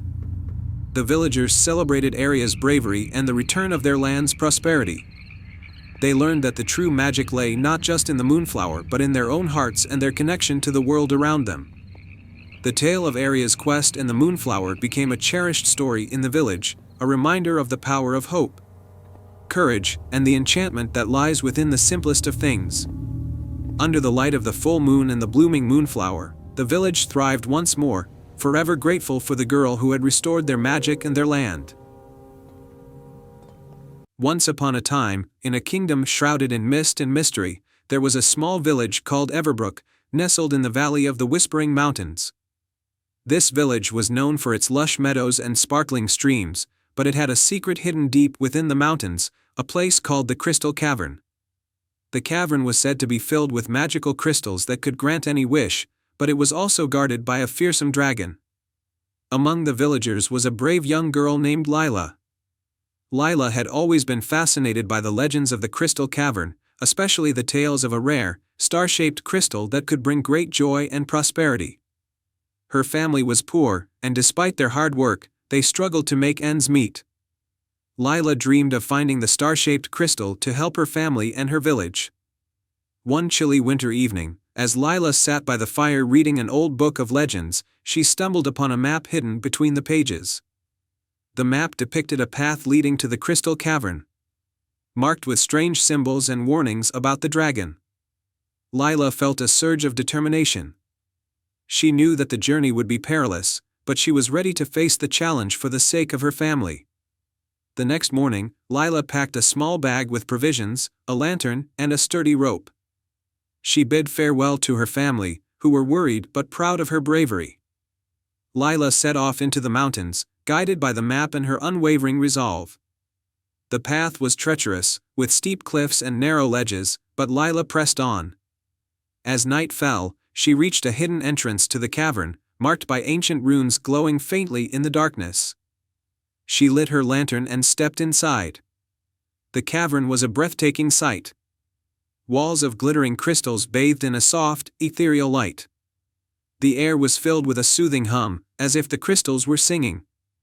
Lila followed the map's instructions, navigating through the labyrinthine tunnels with a mix of awe and trepidation. Suddenly, a low growl echoed through the cavern, and a massive dragon emerged from the shadows. Its scales shimmered like 1,000 gems, and its eyes glowed with an intense, fiery light. Lila's heart pounded in her chest, but she stood her ground. The dragon spoke in a deep, rumbling voice, "Who dares enter my domain?" "I am Lila from Everbrook," she said bravely.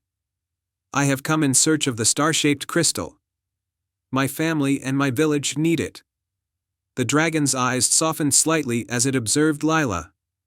"Many have come before you seeking the crystal, but none have succeeded. What makes you different?"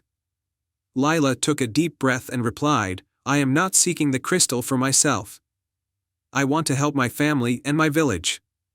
If you can see that my heart is true, please, allow me to take the crystal." The dragon stared at her for a long moment before speaking again. "Very well. I will test your heart's purity. You must answer this riddle. What is the light that shines brightest in the dark, the warmth that soothes the cold, and the bond that holds hearts together?" Lila thought carefully, remembering her family and her village. With a gentle smile, she answered, "Love." The dragon's eyes sparkled with approval. "You have answered wisely. The star-shaped crystal is yours." The dragon gestured with its massive claw, and a hidden chamber revealed itself, containing the star-shaped crystal. Lila carefully took the crystal and thanked the dragon for its kindness. With the crystal in hand, Lila made her way back to Everbrook. The journey was long and exhausting, but she felt a sense of fulfillment. When she returned, she placed the crystal in the center of the village square. As its light spread, it brought warmth and prosperity to Everbrook. The once struggling village flourished with abundance, and the villagers celebrated Lila's bravery and selflessness. From that day on, Lila was known as the heroine of Everbrook. The tale of her journey to the Crystal Cavern became a cherished legend, reminding everyone of the power of love and the courage to follow one's heart. And so, under the gentle light of the star-shaped crystal, once upon a time, in a quiet village nestled between rolling hills and lush meadows, there was a magical garden that was only visible under the light of the full moon. This garden, known as the Moonlit Garden, was said to hold rare and wondrous flowers that bloomed with a silvery glow and could grant one heartfelt wish to anyone who discovered it. In this village lived a young woman named Elara. Elara was known for her love of nature and her talent for growing beautiful plants. Her small garden was the pride of the village, filled with vibrant blooms and fragrant herbs. However, despite her skills and her deep connection with nature, Elara often wished for something more, a way to bring even greater joy and magic to her village. One evening, as the full moon rose high in the sky, Elara remembered the tales she had heard about the Moonlit Garden. Driven by a sense of wonder and a desire to make a difference, she decided to seek out the garden. Armed with a lantern and a small pouch of supplies, she set out on her quest. Elara walked through the village and into the nearby woods, guided by the soft light of the moon. The forest was calm and serene, with the moon casting a silvery glow through the trees. She followed the whispers of the night breeze and the distant, melodic song of nightingales. As she ventured deeper into the forest, she felt a gentle pull, as if the moon itself was guiding her. After a long journey, Elara arrived at a hidden glade bathed in moonlight. The glade was filled with an ethereal beauty. Flowers of every color glowed softly, their petals shimmering like silver threads. In the center of the garden stood an ancient, grand tree with branches that sparkled like stars. Elara knew she had found the Moonlit Garden. As she approached the tree, a delicate fairy emerged from its branches. The fairy had iridescent wings and a warm, welcoming smile. "Welcome, Elara," the fairy said. "To make a wish, you must first understand the true nature of the Moonlit Garden. There are 3 magical flowers in this garden, each representing a different aspect of the heart. You must choose one and show its virtue." Elara looked around and saw 3 distinct flowers. 1, the flower of joy. It was a bright yellow bloom with petals that sparkled like sunlight. 2, the flower of hope. It was a deep blue with petals that shimmered like a starry sky. 3, the flower of kindness. It was a gentle pink with petals that glowed softly like the first light of dawn. The fairy continued, "To choose wisely, you must consider what is most needed in your heart and your village." Elara thought deeply. She knew that her village had been struggling with various hardships, and what they needed most was a sense of hope and unity. With that in mind, she chose the flower of hope. The flower's petals glowed even brighter as she picked it. The fairy nodded approvingly. "You have chosen well. Now, you must perform an act of selflessness to show the true nature of hope." Elara thought about the people in her village and decided to use the magic of the flower to help them. She returned to the village and, with the flower in hand, she created a beautiful display in the village square. She arranged the flower in the center, surrounded by candles and lanterns, and invited everyone to come and experience the magic. As the villagers gathered around the display, the flower of hope began to emit a soft, comforting light that filled the square with a warm, soothing glow. The villagers felt their spirits lift, and a sense of renewed hope spread through the community. They shared stories, laughter, and support, finding comfort and strength in one another. Elara's act of selflessness and the magic of the moonlit garden brought a new sense of unity and optimism to the village. The villagers were inspired to work together, supporting each other through their difficulties and celebrating their successes. The moonlit garden's magic continued to inspire Elara and the villagers. They often looked to the night sky and remembered the beauty and wonder of the garden. Elara's choice of the flower of hope became a symbol of the village's resilience and their ability to find light even in the darkest of times. And so, the village thrived, filled with joy, hope, and kindness. The moonlit garden remained a cherished legend, a reminder that true magic lies in the heart and the ways in which we care for one another. In a serene village nestled between rolling hills and sparkling rivers, there was a magical grove known only to a few. This grove, called the Moonlit Grove, was famous for its enchanting glow and the legend of its hidden treasure, a magical moonstone that could grant a single wish. In this village lived a brave little fox named Finn. Though small in size, Finn had a heart full of courage and a keen sense of adventure. He often heard the stories about the Moonlit Grove and dreamed of finding the magical moonstone to help his village. One crisp autumn evening, as the full moon rose and bathed the world in silver light, Finn decided it was time to embark on his adventure. With a small satchel filled with essentials, he set out toward the Moonlit Grove, guided by the shimmering moonlight. The path to the grove was winding and full of shadows, but Finn was determined. As he walked, the moonlight revealed the path ahead, and he could hear the soft rustling of leaves and the distant, gentle hum of the grove's magic. After some time, Finn reached the edge of the Moonlit Grove. The grove was as magical as the tales described, trees with silver leaves, flowers that glowed like stars, and a gentle, melodic breeze that whispered secrets of the night. In the center of the grove stood a grand, ancient oak tree.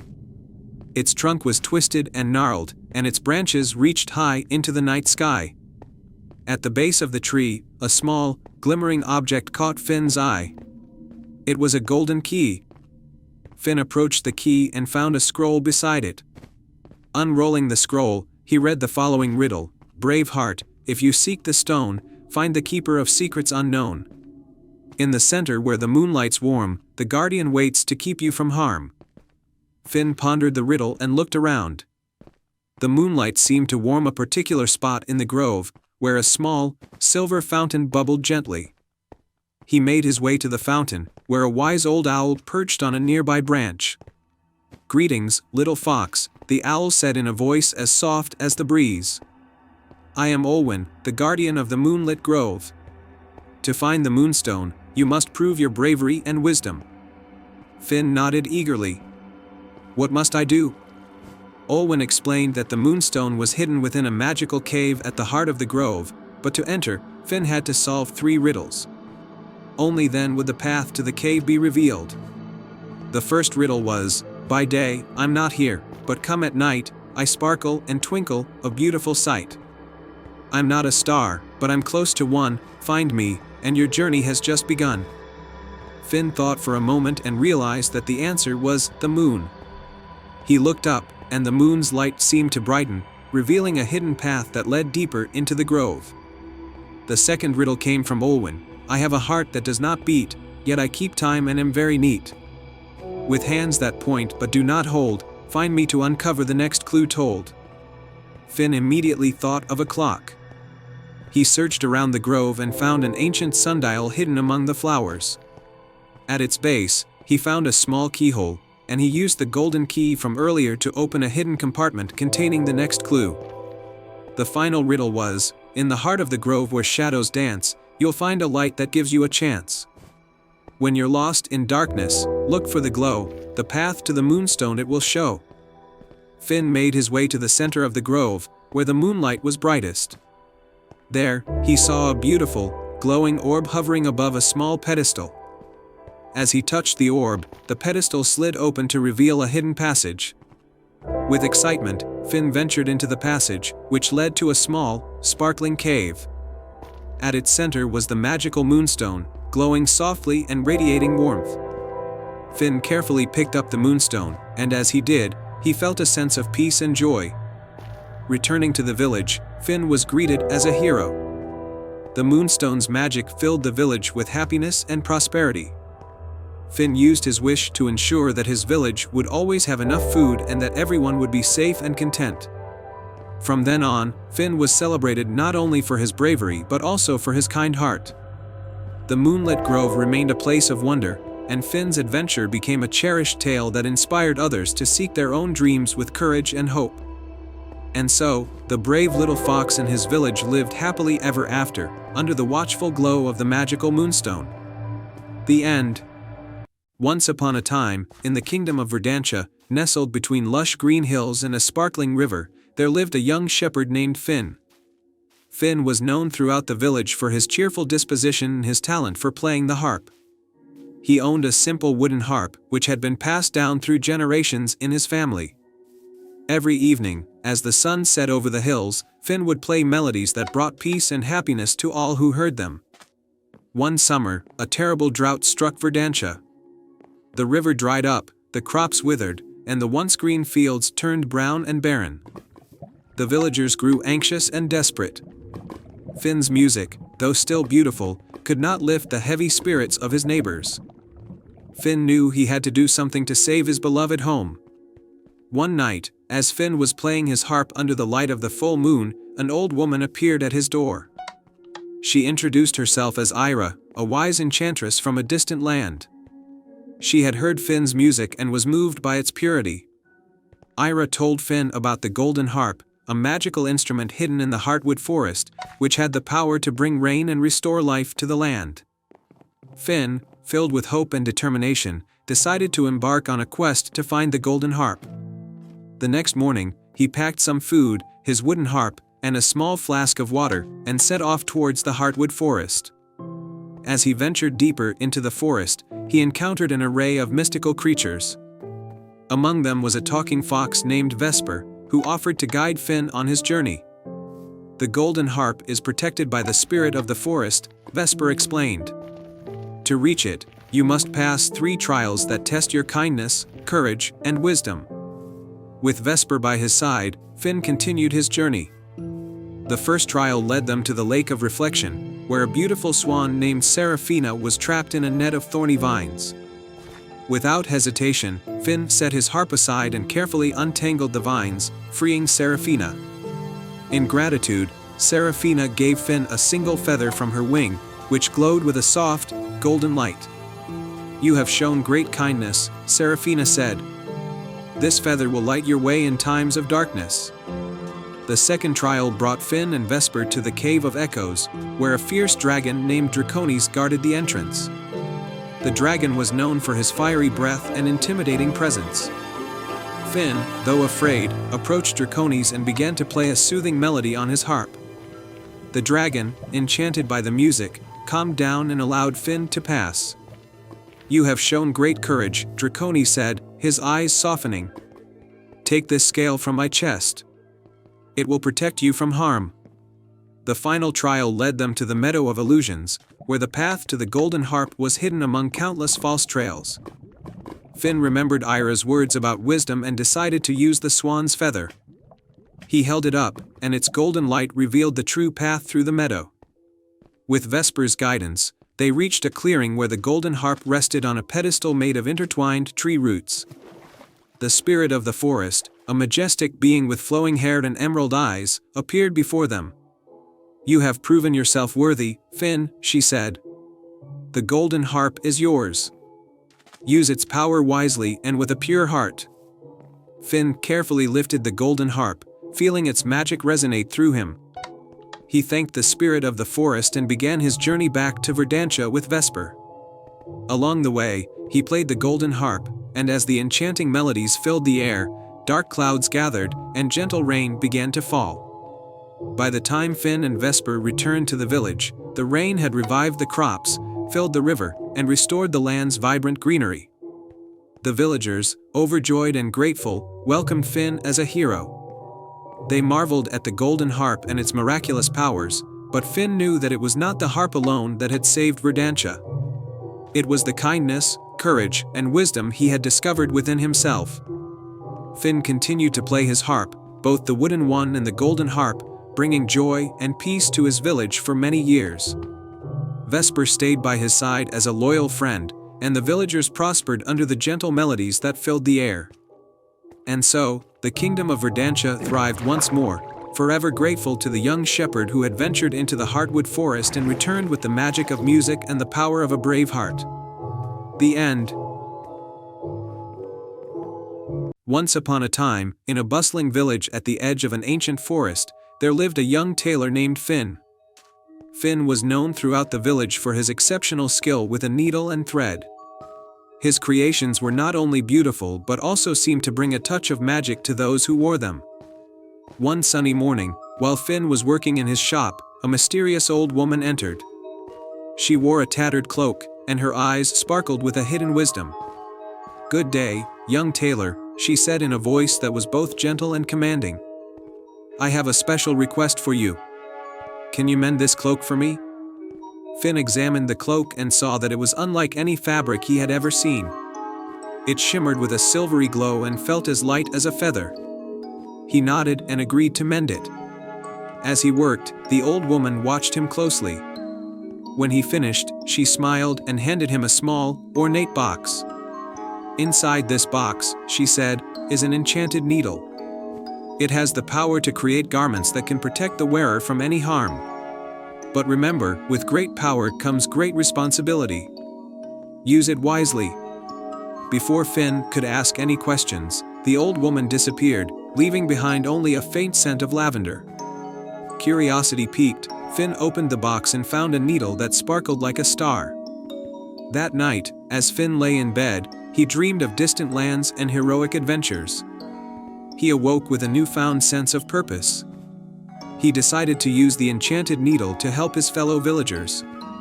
Over the next few weeks, he made garments that healed the sick, protected farmers from harsh weather, and even brought good luck to those in need.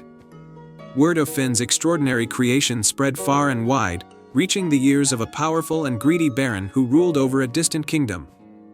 The baron, eager to possess the enchanted needle, sent his soldiers to the village to capture Finn and seize the needle. One stormy night, the soldiers arrived and stormed Finn's shop. They demanded he hand over the needle, but Finn refused.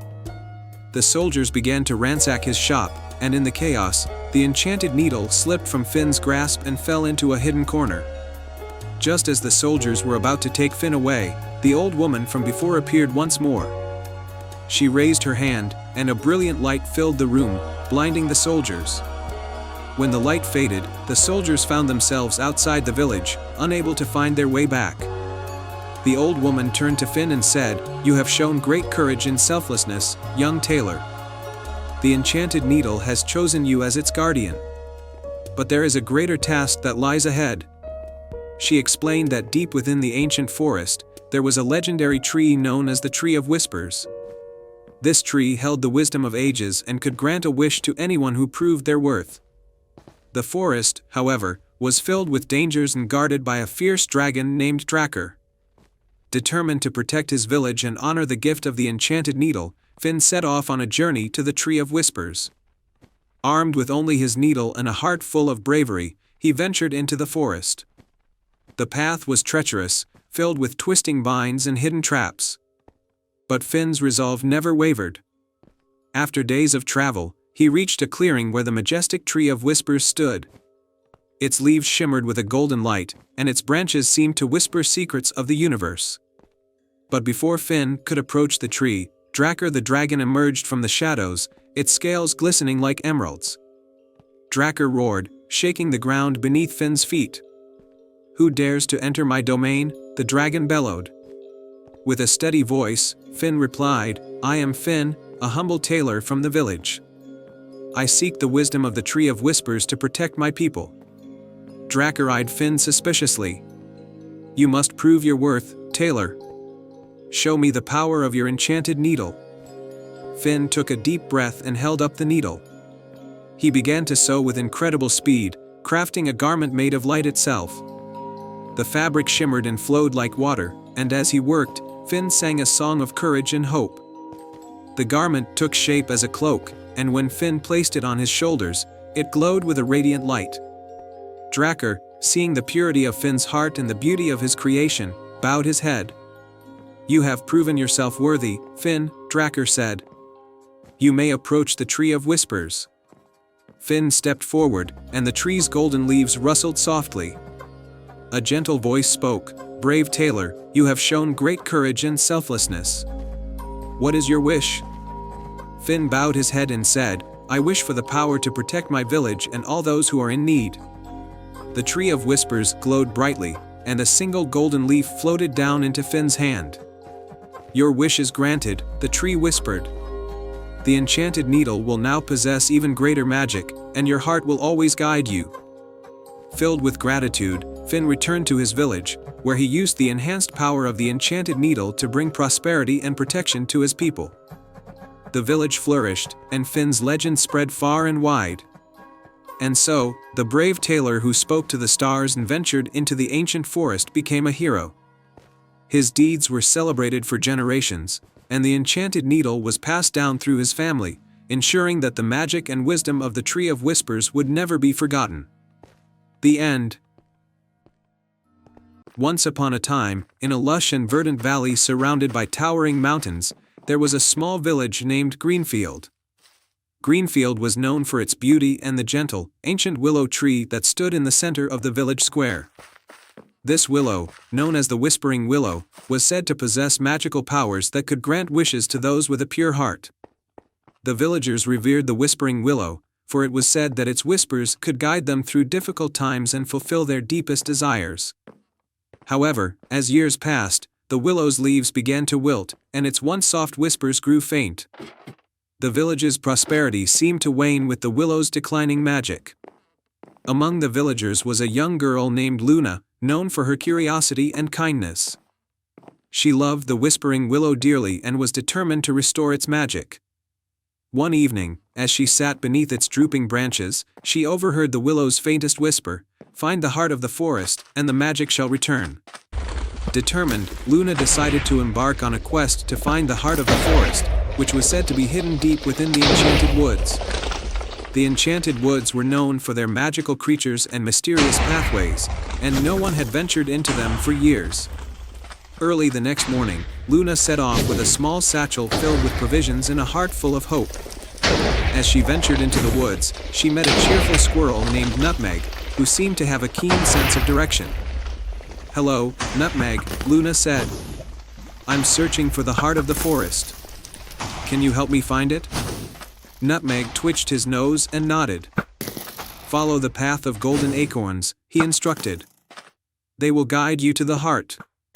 Luna followed the trail of golden acorns, which led her deeper into the woods. She soon arrived at a sparkling brook where a graceful swan named Celine floated gracefully. Celine was known for her wisdom and her ability to see beyond the surface. To reach the heart of the forest, Celine said, "You must cross this brook by solving a riddle. Only then will the path become clear." Celine's riddle was, "I can fly without wings. I can cry without eyes. Wherever I go, darkness flies. What am I?" Luna pondered the riddle and replied, "A cloud." Celine smiled and allowed Luna to cross the brook. As she continued, she came upon a clearing where a gentle giant of a tree stood. This tree, known as Arbor, was the final guardian of the heart of the forest. Arbor's voice rumbled like distant thunder as he spoke. To find the heart, you must demonstrate your true heart's worth. Plant this seed, and if your intentions are pure, it will reveal the path. Luna took the seed and planted it in the fertile soil of the clearing. She watered it with care and patience, and watched as it grew into a radiant tree with luminous, silver leaves. At the tree's base was a hidden compartment, and inside it was a glowing crystal, the heart of the forest. With the heart of the forest in hand, Luna made her way back to Greenfield. As she approached the whispering willow, she gently placed the crystal into a hollow within the tree's trunk. The moment the crystal touched the tree, a brilliant light erupted, and the willow's leaves began to shimmer and glow. The whispering willow's whispers grew louder and more vibrant, filling the village with a sense of joy and wonder. The village of Greenfield thrived once more, with its fields becoming lush and its people's spirits lifted. The willow's magic had been restored, and the village celebrated Luna's bravery and kindness. The tale of Luna's quest became a cherished story in Greenfield, passed down through generations. The whispering willow continued to stand as a symbol of hope and magic, reminding everyone that true magic lies in the purity of the heart and the courage to embark on a quest for the greater good. And so, Greenfield flourished, its nights brightened by the willow's whispers and its days filled with prosperity and joy, thanks to the bravery and determination of a young girl who listened to the whispers of her heart. In a charming coastal village nestled between rolling hills and the sparkling ocean, there was an old lighthouse that had stood for centuries. The lighthouse keeper, a wise old man named Tobias, had told many tales of the sea and its wonders, but one tale was the most captivating of all, the legend of the sea dragon and its magical song. According to the legend, the sea dragon, a majestic creature with shimmering scales and a voice that could calm storms, lived deep in the ocean. It was said that the dragon's song had the power to heal and bring peace to the troubled sea. However, as years passed, the sea dragon's song had faded, and the ocean had become increasingly stormy and wild. One day, a young girl named Isla, known for her love of the sea and her enchanting voice, heard Tobias's tale of the sea dragon. Determined to restore peace to the ocean, she decided to embark on a quest to find the sea dragon and awaken its magical song. Armed with a small satchel of provisions, a compass, and a book of sea lore that Tobias had gifted her, Isla set out on a boat. The compass guided her toward a hidden island, said to be where the sea dragon had last been seen. As Isla approached the island, a thick mist enveloped her boat. The mist parted to reveal a hidden cove with an entrance to an underwater grotto. Gathering her courage, Isla dove into the water and swam through the grotto's entrance. The underwater world was filled with vibrant coral and glowing fish that seemed to light her way. At the heart of the grotto, Isla found a grand chamber with walls made of sparkling seashells and a large, ornate shell-shaped throne. Seated on the throne was the sea dragon, its scales glistening like moonlight on the ocean. The dragon's eyes were closed, and it appeared to be in a deep slumber. Isla approached the dragon with a mix of awe and trepidation. As she neared, she began to sing a gentle, soothing melody, one she had composed from her heart, inspired by the sea and its beauty. Her voice filled the chamber with a soft, comforting sound, blending with the gentle currents of the ocean. Slowly, the sea dragon's eyes fluttered open, and it regarded Isla with a serene gaze. The dragon's deep, rumbling voice spoke, "Your song has awakened me, young one. Why have you come to this sacred place?" Isla explained her quest, revealing her desire to restore peace to the ocean and bring back the sea dragon's magical song. She sang her melody once more, hoping to inspire the dragon. The sea dragon listened intently, and as Isla's song reached its climax, the dragon began to hum along. The hum grew into a full, resonant song that reverberated through the water, sending ripples of light and sound throughout the grotto. The dragon's song was powerful and enchanting, and its melody seemed to heal the ocean's wounds. The stormy waters calmed, and the sea became tranquil and clear. The dragon's song echoed through the underwater realm, bringing harmony and balance back to the ocean. As the song came to an end, the sea dragon thanked Isla with a warm, grateful smile. "Your bravery and your song have restored my voice and brought peace to the ocean. As a token of my gratitude, I gift you a pearl from the heart of the sea. This pearl holds a fragment of my song and will guide you in times of need." The sea dragon gently placed a luminous pearl into Isla's hands. The pearl radiated a soft, comforting light, and Isla felt a profound sense of peace and fulfillment. Isla returned to her village, where the ocean's newfound calm was celebrated with joy. The villagers marveled at the tranquility of the sea and the harmony it brought to their lives. Isla shared her adventure and the sea dragon's gift, and her story became a cherished tale among the villagers. The pearl was placed in a special place in the village, serving as a reminder of the magical song of the sea dragon and the bravery of a young girl who believed in the power of harmony and peace. And so, the legend of the sea dragon and its song continued to inspire all who heard it, a timeless reminder that even the wildest storms could be calmed by the gentle power of a pure heart and a song from the soul. The end. Once upon a time, in a far-off kingdom surrounded by rolling hills and sparkling rivers, there was an enchanted forest. This forest was famous for its magical creatures and hidden wonders. Trees whispered secrets, and flowers sang gentle lullabies.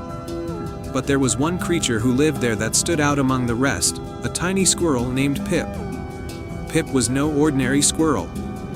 He had a bushy tail that sparkled with a faint, golden glow, and his bright eyes reflected the light of the moon. He was known for his bravery, even though he was small.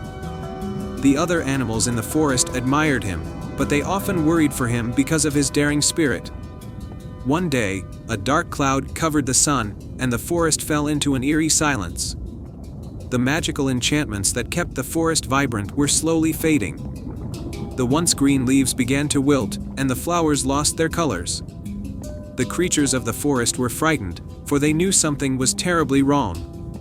The wise old owl, Eldora, who was the keeper of ancient secrets, called for a meeting. She perched high on her favorite oak tree and looked down at the assembled animals. "The enchantments of the forest are fading because the Heartstone, which keeps our magic alive, has been stolen," Eldora hooted. "We need someone brave enough to find it and restore the balance." Pip's heart raced. He knew this was his chance to prove his courage. Without hesitation, he stepped forward. "I will find the Heartstone," Pip declared, his voice trembling but resolute. Eldora's wise eyes softened. "Very well, Pip. But remember, the journey will be perilous. You will face many challenges, but trust in yourself and the friends you make along the way." With a nod, Pip set off on his quest. He traveled through the forest, his paws patting softly over the fallen leaves. As he ventured deeper into the woods, he encountered a series of trials. First, Pip reached the River of Echoes, which was known for its tricky currents and illusions. The river's surface shimmered with 1,000 reflections. Pip had to find the true path to cross. He remembered Eldora's words and took a deep breath, trusting his instincts. He followed the sound of a gentle melody that seemed to call to him, leading him safely to the other side. Next, Pip faced the dark caves of Shadow. The caves were filled with whispers and moving shadows that could lead any traveler astray. Pip had to rely on his sharp senses and intuition. He remembered the stories of his elders about the importance of listening to the forest's whispers. Using a small, enchanted lantern given to him by the wise owl, Pip navigated through the darkness and emerged on the other side. Finally, Pip reached the peak of the Misty Mountain, where the Heartstone was said to be hidden. The climb was steep and treacherous, but Pip's determination kept him going. As he neared the top, he found himself in the presence of a fierce dragon named Scorch. The dragon guarded the Heartstone with a fiery breath and a stern gaze. Scorch roared, "Why do you seek the Heartstone, little Squirtle?" Pip stood tall, despite his small size. "I seek the Heartstone to restore the magic of the forest and save my home. I am not afraid, for my heart is pure and my mission is true." Scorch, surprised by Pip's bravery, softened. Many have tried to take the Heartstone, but they were driven by greed or fear. You are the first to come with a noble purpose. The dragon then shared a secret.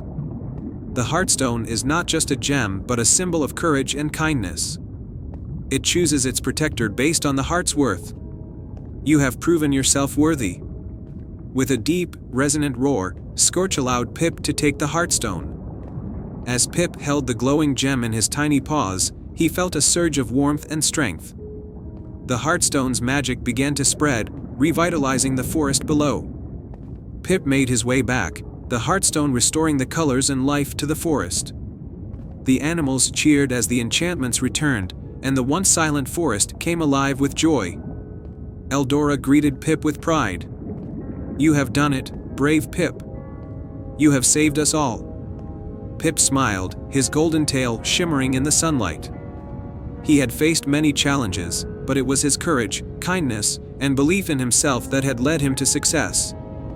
From that day on, Pip was celebrated as a hero, and the enchanted forest thrived more beautifully than ever before. Pip continued to live among his friends, always ready for another adventure, and he learned that true bravery comes from the heart. And so, the enchanted forest remained a place of magic and wonder, thanks to the bravery of a small but courageous squirrel named Pip. The end. In a land where the moonlight danced with the shadows of the trees, there was a small village nestled at the edge of the whispering forest.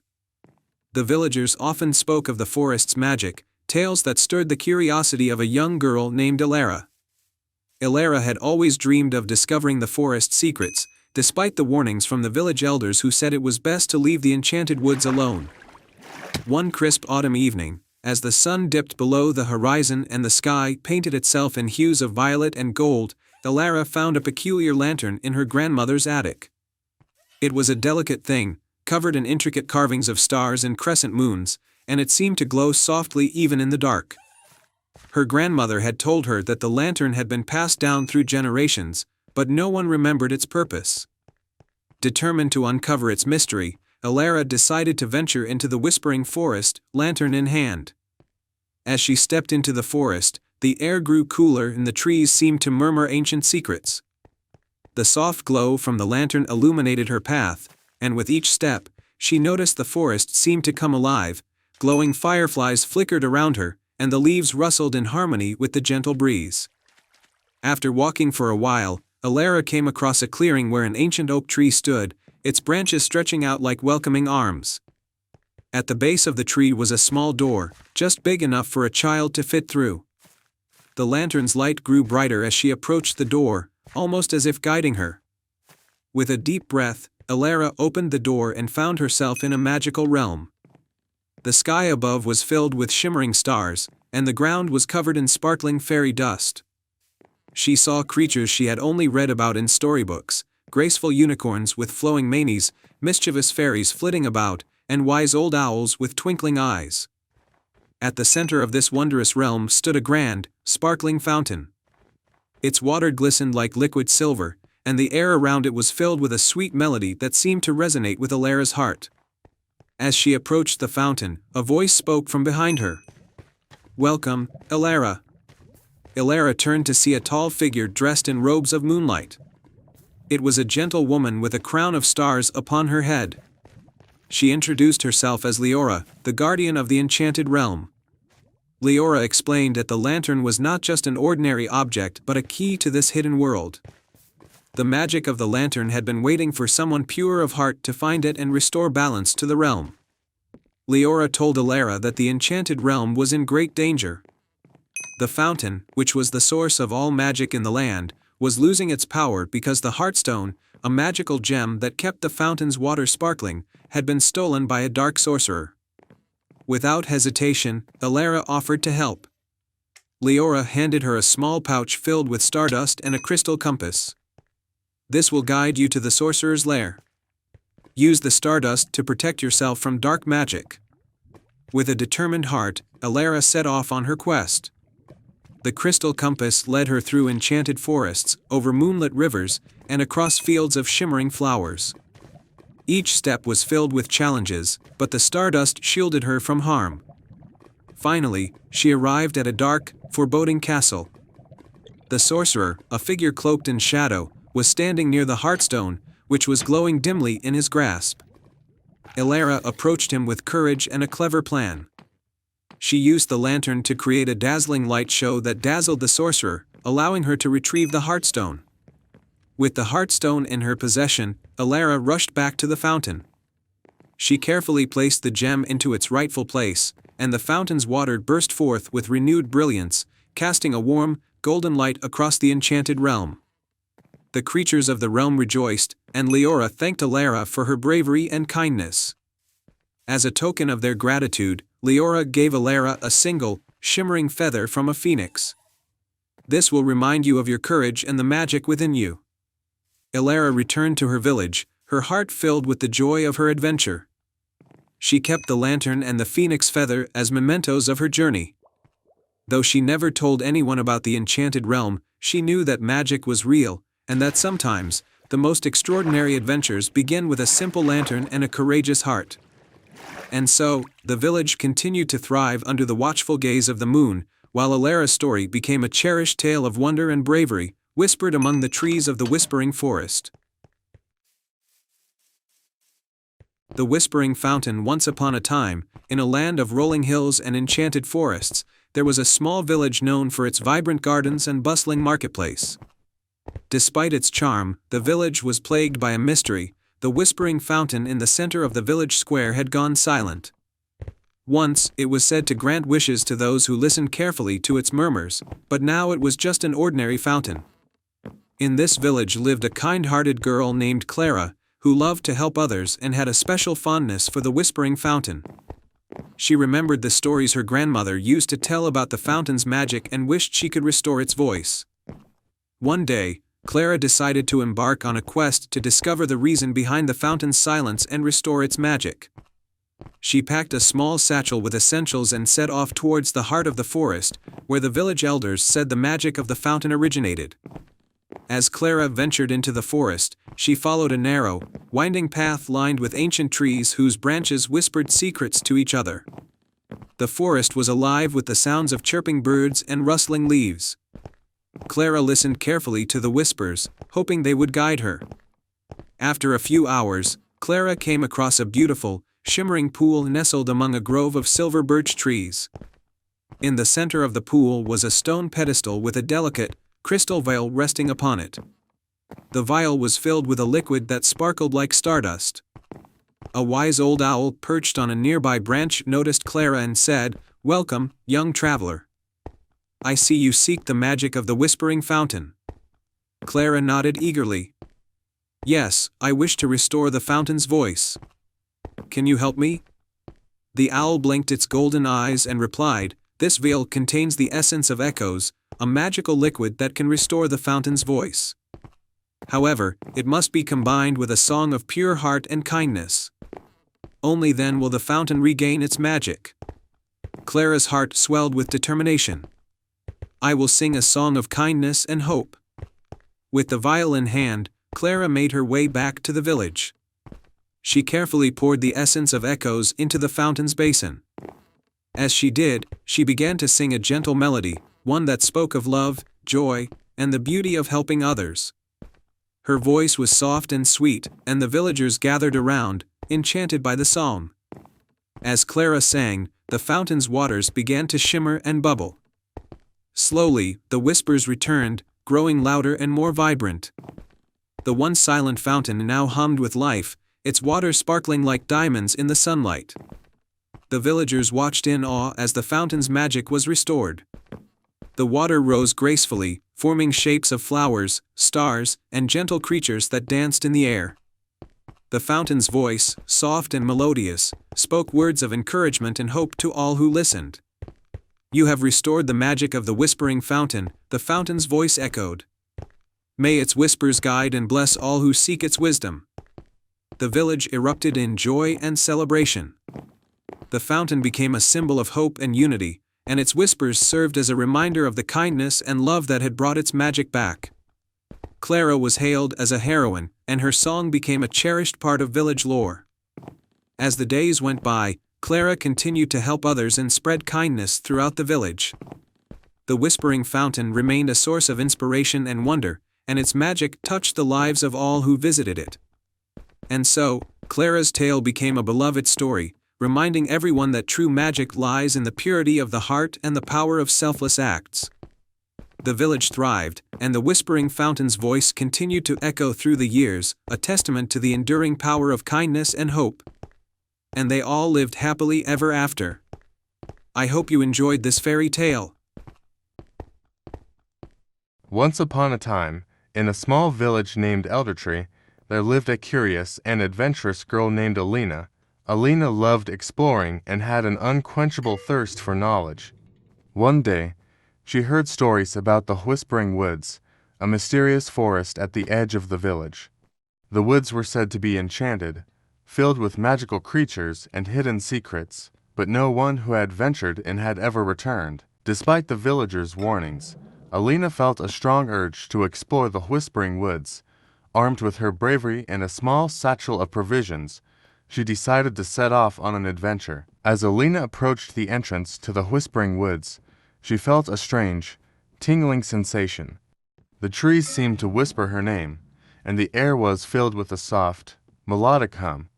The forest was dense and shadowy, with beams of sunlight piercing through the canopy, creating a magical, dappled effect on the forest floor. Alina stepped into the forest, and immediately, the trees seemed to close in around her.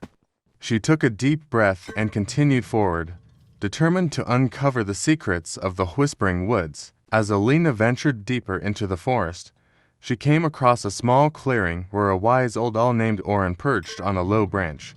Orin had large, knowing eyes that seemed to sparkle with ancient wisdom. "Welcome, young traveler," Orin hooted. "I see you have come to explore the Whispering Woods. Few have the courage to do so. What is it you seek?" Alina explained her desire to discover the secrets of the forest and learn about its magical inhabitants. Orin nodded approvingly and offered to be her guide.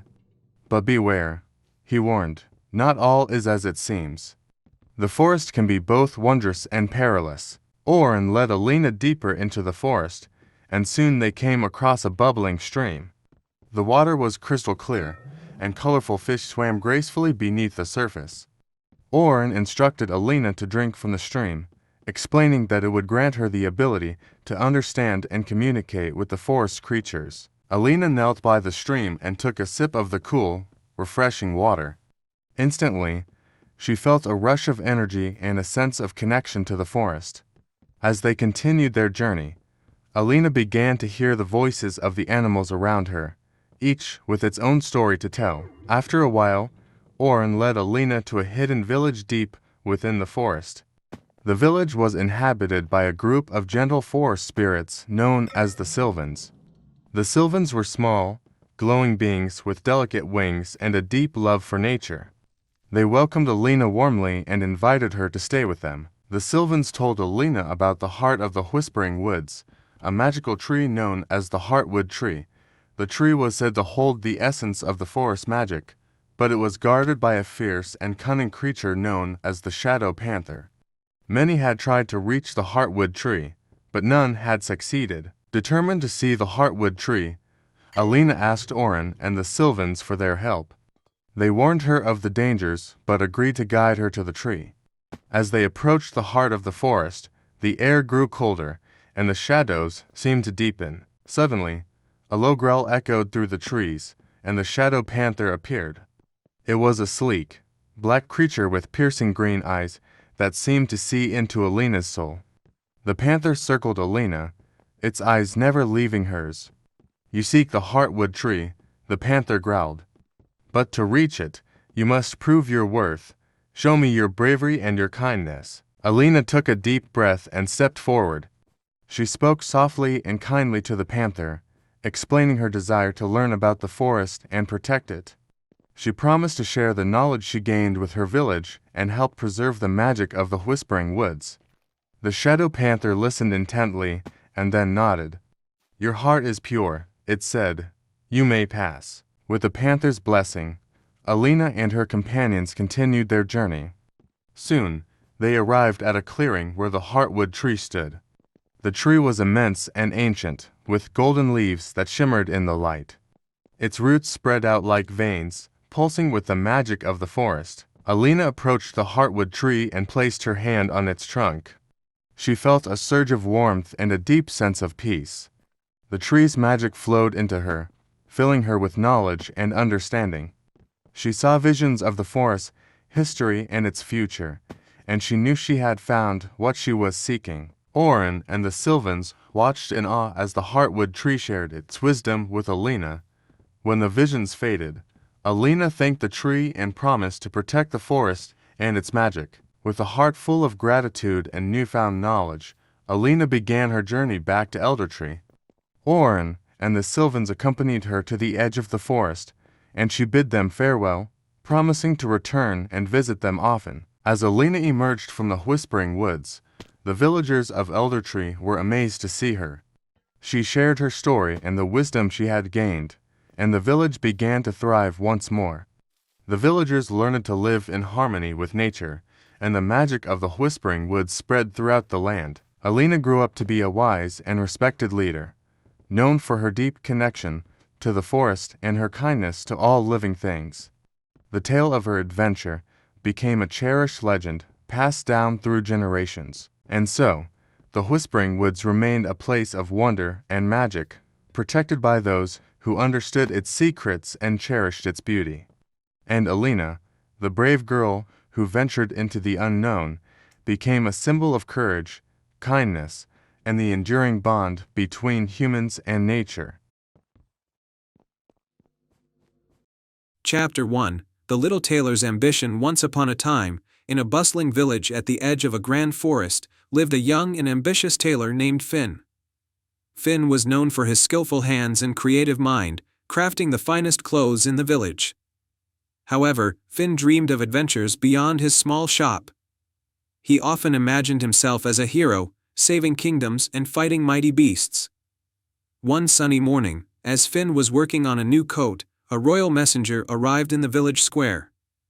The messenger proclaimed, "The king of the Enchanted Kingdom seeks a brave soul to free his land from a terrible curse. Great rewards await the one who succeeds." Finn's heart leaped with excitement. This was the opportunity he had been waiting for. Without hesitation, he packed his sewing kit, some provisions, and set off towards the Enchanted Kingdom. Chapter 2: The Enchanted Kingdom. The Enchanted Kingdom was a place of wonder and beauty, but it was now overshadowed by a dark curse. The once lush gardens were withering, and the skies were perpetually overcast. The people of the kingdom were losing hope. Upon arriving, Finn went straight to the royal palace to offer his help. King Alistair greeted Finn with a weary smile.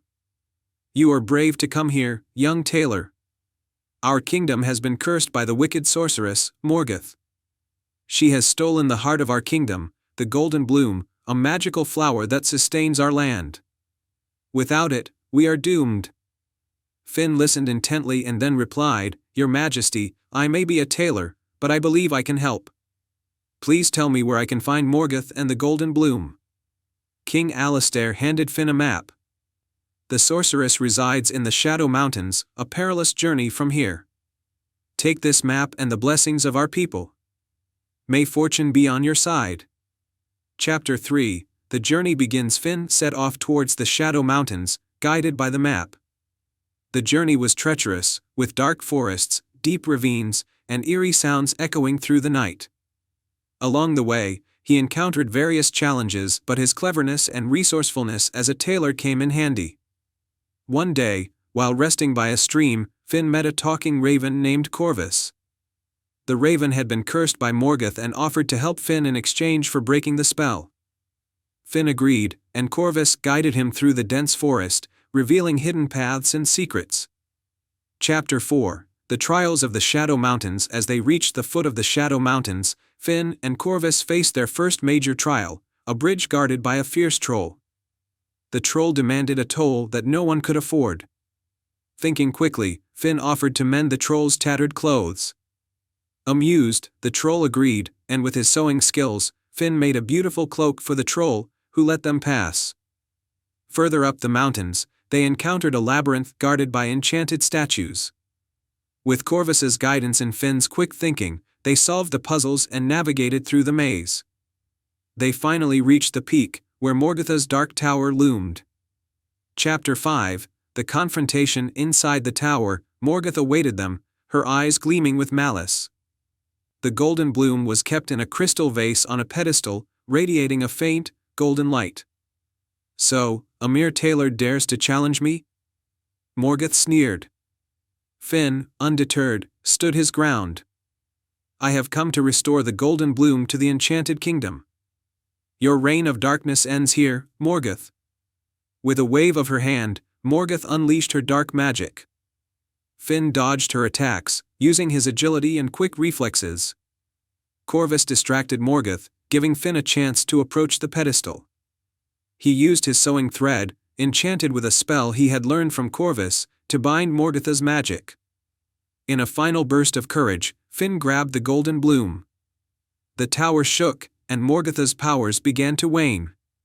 The spellbinding thread worked its magic, and Morgoth was defeated, turning into a wisp of dark smoke that vanished into the air. Chapter 6: The Return of the Golden Bloom. With the golden bloom in hand, Finn and Corvus hurried back to the enchanted kingdom. As they crossed the bridge and navigated the forest, the flower's magic began to work. The skies cleared, and the land slowly regained its color and vitality. When they arrived at the palace, the people of the kingdom cheered, and King Alistair embraced Finn with tears of joy. "You have saved us all, brave tailor. The golden bloom is restored, and our kingdom is reborn." Chapter 7: A Hero's Reward. Finn was hailed as a hero throughout the land. The king offered him riches in a place of honor in the court, but Finn humbly declined. He wished to return to his village and continue his craft, albeit with the knowledge that he had lived his dream of adventure. Corvus, now freed from his curse, decided to stay with Finn as a loyal friend. The tale of Finn the brave tailor spread far and wide, inspiring countless others to believe in their dreams and the power of courage and cleverness. And so, the enchanted kingdom thrived once more, and Finn, the tailor who had saved them all, lived happily ever after, with many more stories to tell. The end. Once upon a time, in a village called Greenvale, there lived a young girl named Lila. Lila was known for her bright eyes, curious nature, and a heart full of dreams. She loved to explore the world around her and often ventured into the nearby Whispering Woods, a place filled with ancient trees and enchanting stories. One warm summer afternoon, while wandering through the woods, Lila stumbled upon a hidden path she had never seen before. Intrigued, she followed it, weaving through thick bushes and tall trees. As she walked, she heard faint whispers in the air, like the forest was trying to tell her something. The path led her to a small clearing with a crystal-clear pond at its center. The water shimmered under the sunlight, and beside it stood an old willow tree with its branches gently swaying. Lila approached the tree and noticed a tiny door at its base, almost hidden among the roots. Curiosity getting the better of her, Lila knocked on the door. To her surprise, it creaked open, and out came a tiny fairy with sparkling wings and a kind smile. "Hello, Lila," the fairy said. "I am Faye, the guardian of the Whispering Woods. You have been chosen for a special quest." Lila's eyes widened with excitement. "A quest? What kind of quest?" Faye fluttered her wings and explained, "The heart of the Whispering Woods is in danger. The magic that keeps our forest alive is fading because the ancient tree of life is losing its strength. We need your help to find the 3 magical crystals that can restore its power." Lila agreed without hesitation, eager to help and embark on an adventure. Faye handed her a map and a small, enchanted lantern. "This map will guide you, and the lantern will light your way. But remember, the crystals are hidden in places that test your courage, wisdom, and kindness." With the map in hand, Lila set off on her quest. Her first stop was the Cave of Shadows, where the Crystal of Courage was hidden. The cave was dark and filled with eerie sounds, but Lila pressed on, her lantern casting a warm glow. She encountered giant spiders and shadowy figures but faced them bravely. At the cave's end, she found the glowing blue crystal and tucked it safely into her pouch. Next, the map led her to the enchanted maze, where the Crystal of Wisdom was hidden. The maze was a twisting, turning labyrinth with walls that seemed to move on their own. Lila relied on her memory and problem-solving skills to navigate through. She encountered riddles and puzzles, which she solved with patience and intelligence. Finally, She reached the maze's center and found the radiant green crystal. The last destination was the Meadow of Whispers, where the Crystal of Kindness was hidden. The meadow was filled with animals in need of help, injured birds, lost deer, and scared rabbits. Lila spent time caring for each creature, showing them love and compassion.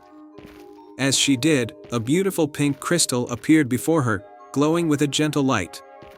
With all 3 crystals in her possession, Lila hurried back to the Tree of Life. Faye was waiting for her, and together, they placed the crystals around the tree's roots. The crystals began to glow, and a brilliant light enveloped the tree. Slowly, the Tree of Life regained its strength, and the magic of the Whispering Woods was restored. The trees whispered their gratitude, and the forest came alive with vibrant colors and joyful sounds. Faye thanked Lila for her bravery, wisdom, and kindness. "You have saved our forest, Lila. The Whispering Woods will forever be in your debt." Lila returned to her village, her heart full of pride and joy. She shared her adventure with the villagers, and they celebrated her bravery. The Whispering Woods became a place of wonder and magic, where the villagers often visited to hear the trees whisper tales of Lila's heroic quest. And so, Lila lived a happy life, always ready for the next adventure, knowing that true magic lies in courage, wisdom, and kindness.